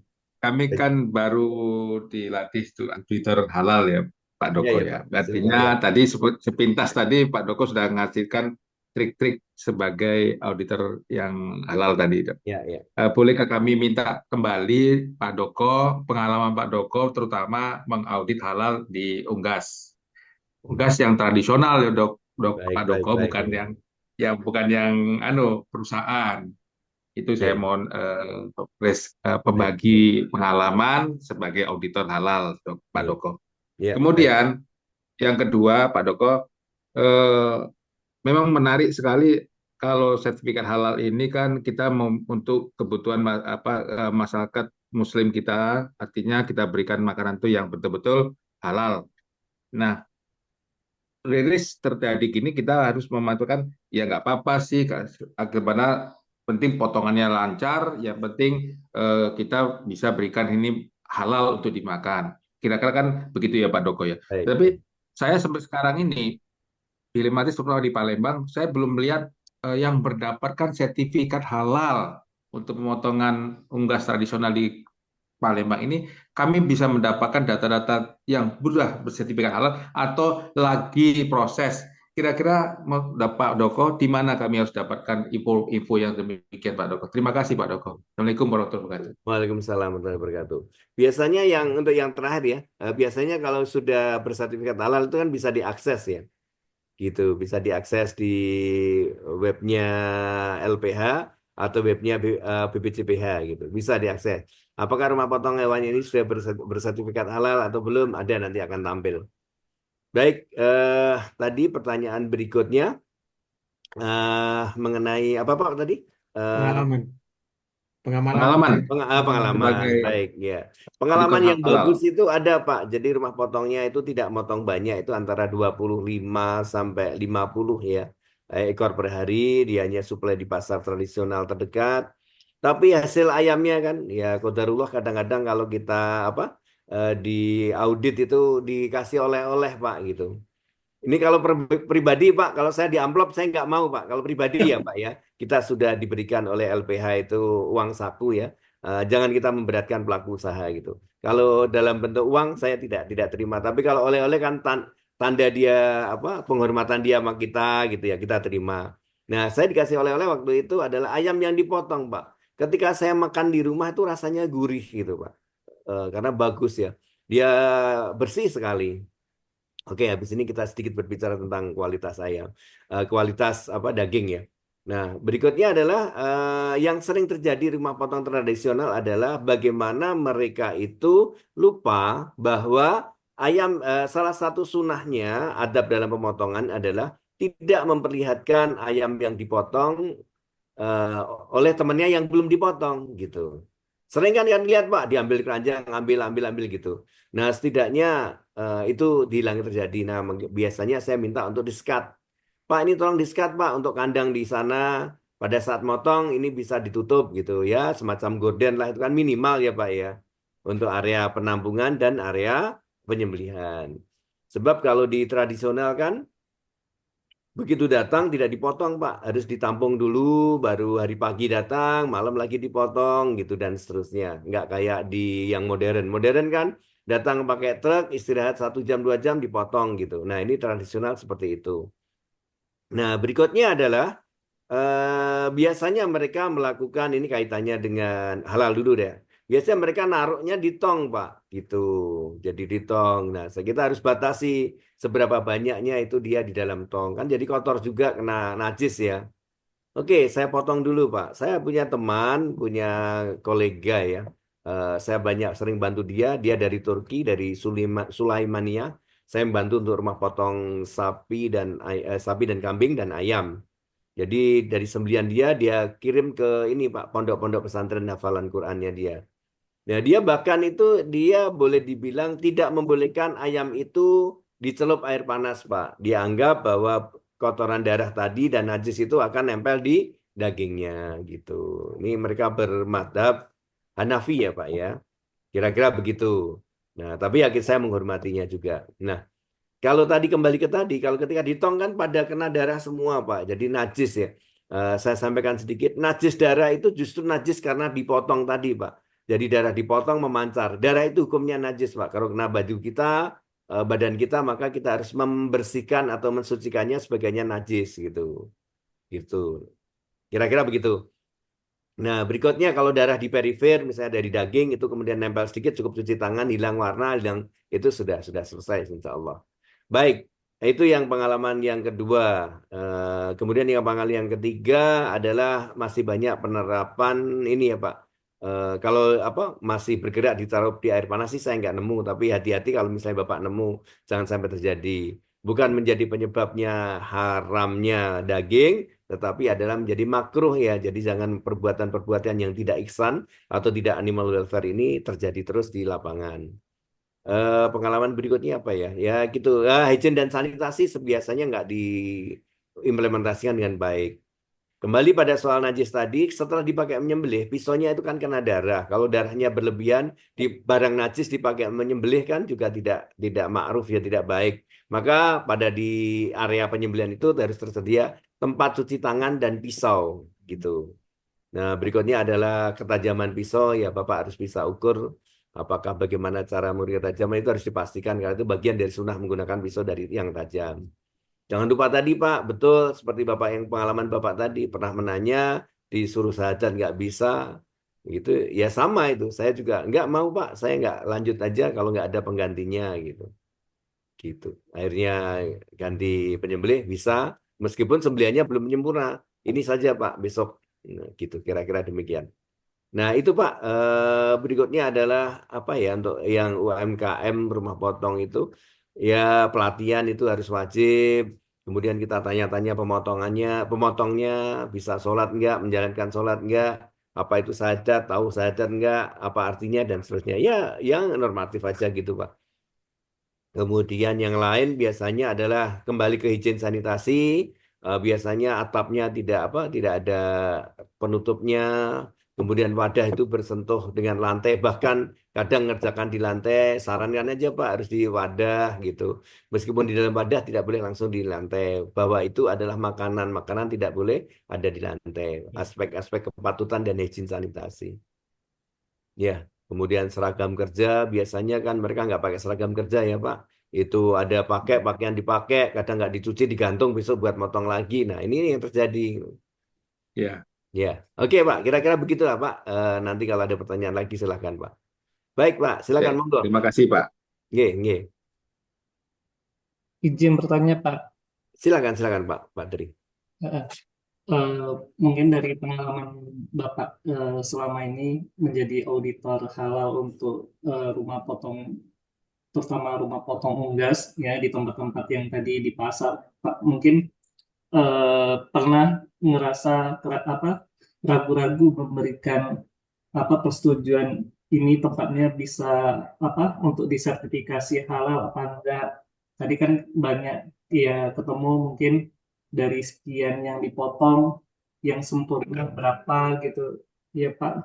Iya. Terus faktor-faktor tadi kan udah disembelih langsung masuk tong. Nah, tongnya matinya karena penyembelihannya atau karena ketindih itu atau gimana. Nah, gimana tip Bapak biar ke depannya kita nggak ragu-ragu ibaratnya memberikan persetujuan untuk sertifikasi halal tersebut. Terus apakah pernah selama jadi auditor ada tempat yang kita ditugasi itu ibaratnya yang kita tolak untuk sertifikasi hal tersebut? Ya Pak, mungkin Iya. itu aja. Iya, terima kasih Pak. Baik, yang sering problem utamanya ini ada di rumah potong tradisional ya. Kalau rumah potong modern sih lebih lebih lebih mudah untuk mengauditnya, meskipun lebih panjang ceritanya. Saya kalau mengaudit di rumah potong hewan modern bisa jadi 3 sampai 4 jam, Pak. Jadi lama, betul. Jadi saya kupas termasuk dokumen-dokumennya, kemudian prosedur-prosedurnya, kemudian saya simulasikan untuk mampu telusur gitu kan. Harus tertelusur kan dari barangnya dari mana, suppliernya siapa, dipotong kapan, apa saja yang dilakukan pemeriksaan gitu, sampai dia jadi produk, kode produksinya di mana, dikirim ke siapa gitu. Paling enggak sampai pelanggan tingkat 1 ya. Kira-kira demikian. Baik. Kalau di rumah potong tradisional kembali pada masalah-masalah animal welfare atau keisanan. Kemudian yang kedua adalah izin dan sanitasi. Kira-kira begitu, Pak. Nah, yang sering terjadi di rumah potong unggas tadi ya, Pak ya. Problem-problem yang eh, tadi, Pak, yang bisa menyebabkan untuk tidak bisa atau ragu-ragu dalam memberikan sertifikasi halal. Nah, biasanya Pak, untuk rumah potong sebelum melakukan sertifikasi, mereka mendapatkan sosialisasi. Jadi ini sudah aman, Pak. Jadi setidaknya mereka sudah paham dokumen dan persyaratan apa yang dibutuhkan, baik itu pemotong, dokumen, atau persyaratan yang lain, atau fasilitas. Nah, terutama fasilitas pasti mereka tidak siap. Nah, mereka biasanya di sini. Tapi kalau tidak ada hubungannya dengan halal secara signifikan gitu atau meragukan, maka saya tidak ragu untuk memberikan rekomendasi gitu. Yang itu nanti akan dibawa ke rapat internal para auditor sebelum direkomendasikan untuk mendapatkan fatwa halal dan seterusnya. Kira-kira begitu, Pak. Jadi kembali praktek-praktek yang tadi harus kita eliminasi.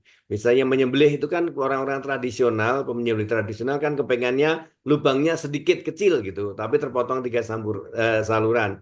Bisa saja terjadi, Pak. Karena itu dia kumpulkan jadi arteri kiri dan kanan, marik dan marik hulkum dan wadah jahinya kemudian dipotong bisa kecil. Tapi kalau saat kita motong maka harus dipastikan tiga-tiganya sempurna dipotong.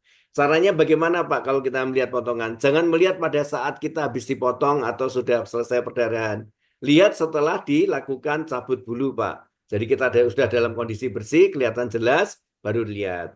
Karena bisa jadi kepalanya jadi merah Pak. Jadi akibat pemotongan biasanya saya melakukan non-conformist atau tidak produk masuk produk di luar kriteria adalah satu, mungkin terpotong sempurna, tetapi kepalanya merah gitu, maka tidak layak gitu ya Pak ya.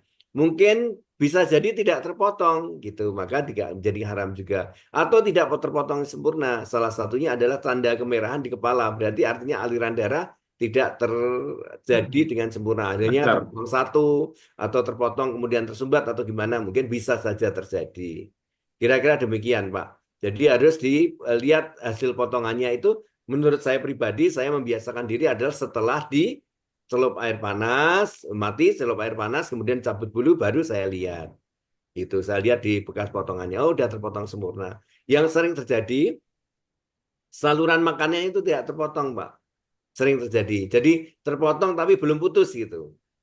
Ya, kita ini kan audit, jadi pengennya sempurna. Harus sempurna. Kira-kira demikian, Pak Tri. Semoga bermanfaat. Gitu? Ya, terima kasih. Monggo. Mungkin ada yang lain silakan ini.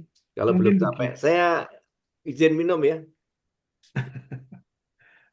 mungkin ada satu lagi Pak yang saya ini ya untuk di pemotongan apa ruminansia lah sapi. Memang kalau umpama digelonggong gitu memang udah jelas haram kan Pak. Ini tapi ada Pak modifikasi model lain gitu loh. Yang akibatnya tidak sampai seperti ini Pak, sapi digelonggong. Itu terjadi Pak, terjadi di daerah Jawa Timur memang. Itu namanya istilahnya itu awalnya itu biasanya kalau di daerah saya terus terus terang aja di daerah Probolinggo, itu sapi itu kerapan itu biasanya dicongap Pak. Congap itu adalah untuk memasukkan apa? Untuk sapi kerapan itu Pak. Iya, Yang di AA itu biasanya isi telur kemudian macam-macam lah. Nah, iya. dengan adanya ini Pak penyembelihan itu biasanya dimasukkan juga air. Tapi kadar volumenya itu memang nggak sampai seperti di gelonggong, Pak. Itu, Pak. Itu banyak juga terjadi, Pak. Dan itu memang nggak sampai apa ya rebah gitu, nggak sampai nggak kuat dia. Tapi prinsipnya sama. Tapi nggak pakai selang. Kalau apa di gelonggong itu kan pakai selang, Pak. Itu nggak pakai bambu atau alat yang atau pakai pipa paralon gitu. Tapi memang masuk dan udah mencapai volume tertentu yang akibatnya dianya nggak akan rebah, tapi dia masih kuat. Dan itu dilakukan, Pak. Itu dilakukan, Pak. Baik, baik. Itu gimana? Oke. Kalau ini Rumit. tadi kan pada saat kita audit kita tahu nggak itu yang pertama Iya, gitu. Kemudian yang kedua, kalau kita tidak tahu kan kita tidak salah ya, tapi kan kita dari kondisi kebiasaan di situ kita bisa mencari tahu atau menelisik gitu. Kalau itu terjadi maka itu akan menjadi catatan. Pak, kalau masih digelonggong atau dicongak atau sebangsanya, kami dengan berat hati belum bisa merekomendasikan karena tidak hanya syaratnya halal saja, karena penyembelihan, karena ada syarat yang namanya ihsan dan toyib gitu. Dan tidak ada unsur apa namanya unsur penipuan di sini. Kalau tadi kan niatnya dari awal sudah menambah berat dengan iya, cara ha-ha. tidak syar'i gitu. Baik Pak, ini kan saya cerita lagi gitu. Misalnya ketika kita jual beras tidak tersengaja kita terdapat kerikil di situ, nggak ada masalah ya Pak ya. Nggak ada Insya Allah masalah, itu Pak. bukan kesengajaan. Tapi ketika kita sengaja menambahkan kerikil di situ, maka itu hukumnya adalah perdagangan yang tidak sah Halal, Pak. Ya gitu. haram jelas, Hadiah yang Pak. haram. Nah, Ya, kira-kira begitu. Saya tidak menyampaikan bahwa sembelihannya itu halal halal atau haram gitu. Sembelihannya tetap halal, sembelihannya tapi perilakunya berdosa. Satu, perilaku menipu, kedua perilaku menyiksa. Kira-kira begitu. Sembelihannya tetap halal. Kalau kita cari hukum yang aman, kita tetap halal, tetapi untuk memberikan rekomendasi surat sertifikat halal nanti dulu karena ada tindak-tindak yang cenderung melanggar pada hukum agama. Kan halal itu tidak hanya pada hukum agamanya saja kan Pak, tapi perilaku dan perbuatan keseharian. Tidak hanya pada menyembelih, tapi dia kan juga harus paham syahadat, melakukan sholat dan melakukan ibadah-ibadah wajib lainnya. Benar kan Pak? ya, Jadi, nah ini biasanya closing statement ini Pak, biasanya. Saya selalu memberikan edukasi pada klien atau pada auditi gitu. Supaya apa? Dengan kehadiran kita, dia bekerja lebih baik, lebih bermanfaat, membawa kemanfaatan buat dia sendiri dan buat masyarakat muslim yang mengkonsumsi. Itu yang pertama. Yang kedua, setidaknya setelah dia paham hukum agama kan kita juga menanamkan pahala yang jariah yang baik gitu. Mungkin kita tidak banyak bisa beramal dengan sedekah yang lain. Mungkin dengan menjadi apa auditor halal ini bagian dari lahan ibadah kita. Siapa tahu, Pak, gitu kan. Semuanya jalan ditempuh. Gitu, Pak amin. Widodo, nggih. Nggih, Pak. Iya, iya, terima kasih. Kalau di Probolinggo saya pernah dulu jadi apa ya, jadi konsultan di sana di RPH pemerintah itu. Ya, Sempat saya ke sana itu ada Dokter Vega, ada Pak siapa Suratno, Pak ya, yang jadi di dinas ya. sana dulu. Nggih. Terima kasih. Kapan-kapan diundang ke sana, Pak? Nggih, nggih, nggih. Baik. Nggih, Nggih. nggih, nggih, Pak. Boleh, Matur Ya, nuwun. Nggih. nggih. Yang lain mungkin silakan, Pak. Ini baru setengah 10, boleh. tapi kalau misalnya Satu tidak lagi, nggih, Pak Doko, mungkin nggih, nggih, izin silakan Pak Pak Doko. Desi. Ya. Kita kan misal ditugaskan oleh LPH untuk audit auditor halal suatu perusahaan, misalnya perusahaan ayam ya Pak, ya pemotongan ayam. Iya. Nah, kira-kira di situ apakah kami sendiri yang berangkat di situ, ataukah ada tim juga yang mendampingi si auditor ini Pak? Kira-kira Iya. apa yang apakah dari dinas ada atau dari mana Pak? Mohon anunya Pak, informasinya Pak. Terima kasih Pak Dok. Iya. Dari pengalaman saya bisa jadi seperti itu juga tidak ada masalah. Kalau dinas itu kan kaitannya dengan aspek hygiene sanitasi, ya enggak apa-apa. Tapi tidak ada keharusannya. Biasanya kalau saya berangkat mengaudit itu bersama dengan saya jadi lead auditor, ada namanya auditor pendamping gitu. Auditor pendamping ini juga bisa jadi punya kemampuan teknis seperti misalnya saya dokter hewan atau dengan teman-teman dari insinyur peternakan. Bisa jadi juga dari mungkin dulu kan saya berasal dari LPH LPPOM MUI dulu. Jadi sebelum jadi ada BPCPH ini kami sudah biasa melakukan audit. Nah, itu biasanya didampingin dari yang ahli dalam bidang fatwa atau dalam hukum-hukum fikih gitu. Biasanya begitu. Tapi misalnya keduanya menjadi tim ahli dari segmen ilmu yang sama, ya tidak apa-apa, baik ya.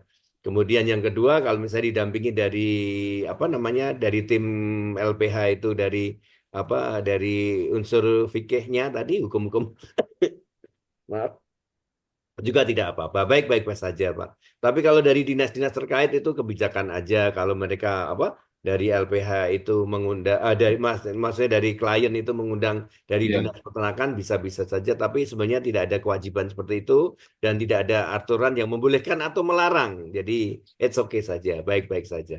Kira-kira gitu Pak Desi. Baik, terima kasih Pak Dok. Sama-sama Pak, moga bermanfaat. Pak Aldo, Amin. dipersilakan ada yang bertanya lagi. Kalau tidak, mungkin bisa kita akhiri gitu. Baik, Dok. Ye. Bapak Ibu, apakah ada pertanyaan lagi? Cukup, Ye. Ye.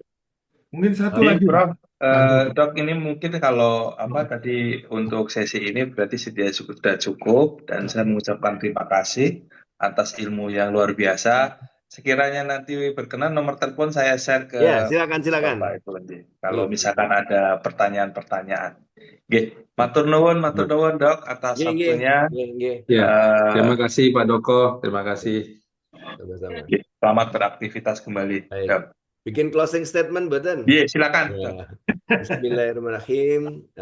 Semoga dengan profesi baru kita sebagai auditor yang kompeten menjadi lahan ibadah kita, menjadi bekal akhirat Amin. kita yang bisa menyelamatkan kita. Setidaknya dengan meyakinkan atau membuat satu produk itu menjadi halal, semoga juga menjadi jariah buat kita. Jadi artinya orang yang Amin. makan produk yang halal dari yang kita audit tadi, kita mendapatkan pahala baiknya. Jadi pahala baiknya ini juga akan mengalir terus sepanjang itu orang tersebut Amin. baik ya. Amin. Ya, Amin. selamat Amin. bekerja, Amin. sukses selalu Bapak. Amin. Ingat bahwa ini Amin. adalah jalan yang kita pilih dan semoga ini yang terbaik dari Allah buat kita gitu. Nggih. Amin. Amin. Izin live Amin. ya. Assalamualaikum warahmatullahi wabarakatuh. Mohon maaf bila mana banyak. Waalaikumsalam warahmatullahi wabarakatuh. Waalaikumsalam warahmatullahi wabarakatuh. Matur nuwun Dok. Terima kasih Pak Doko. Terima kasih. Sami-sami Pak Desi, Pak Tri, Bu Wahyu. Terima kasih Pak Dr. Sony Handoko.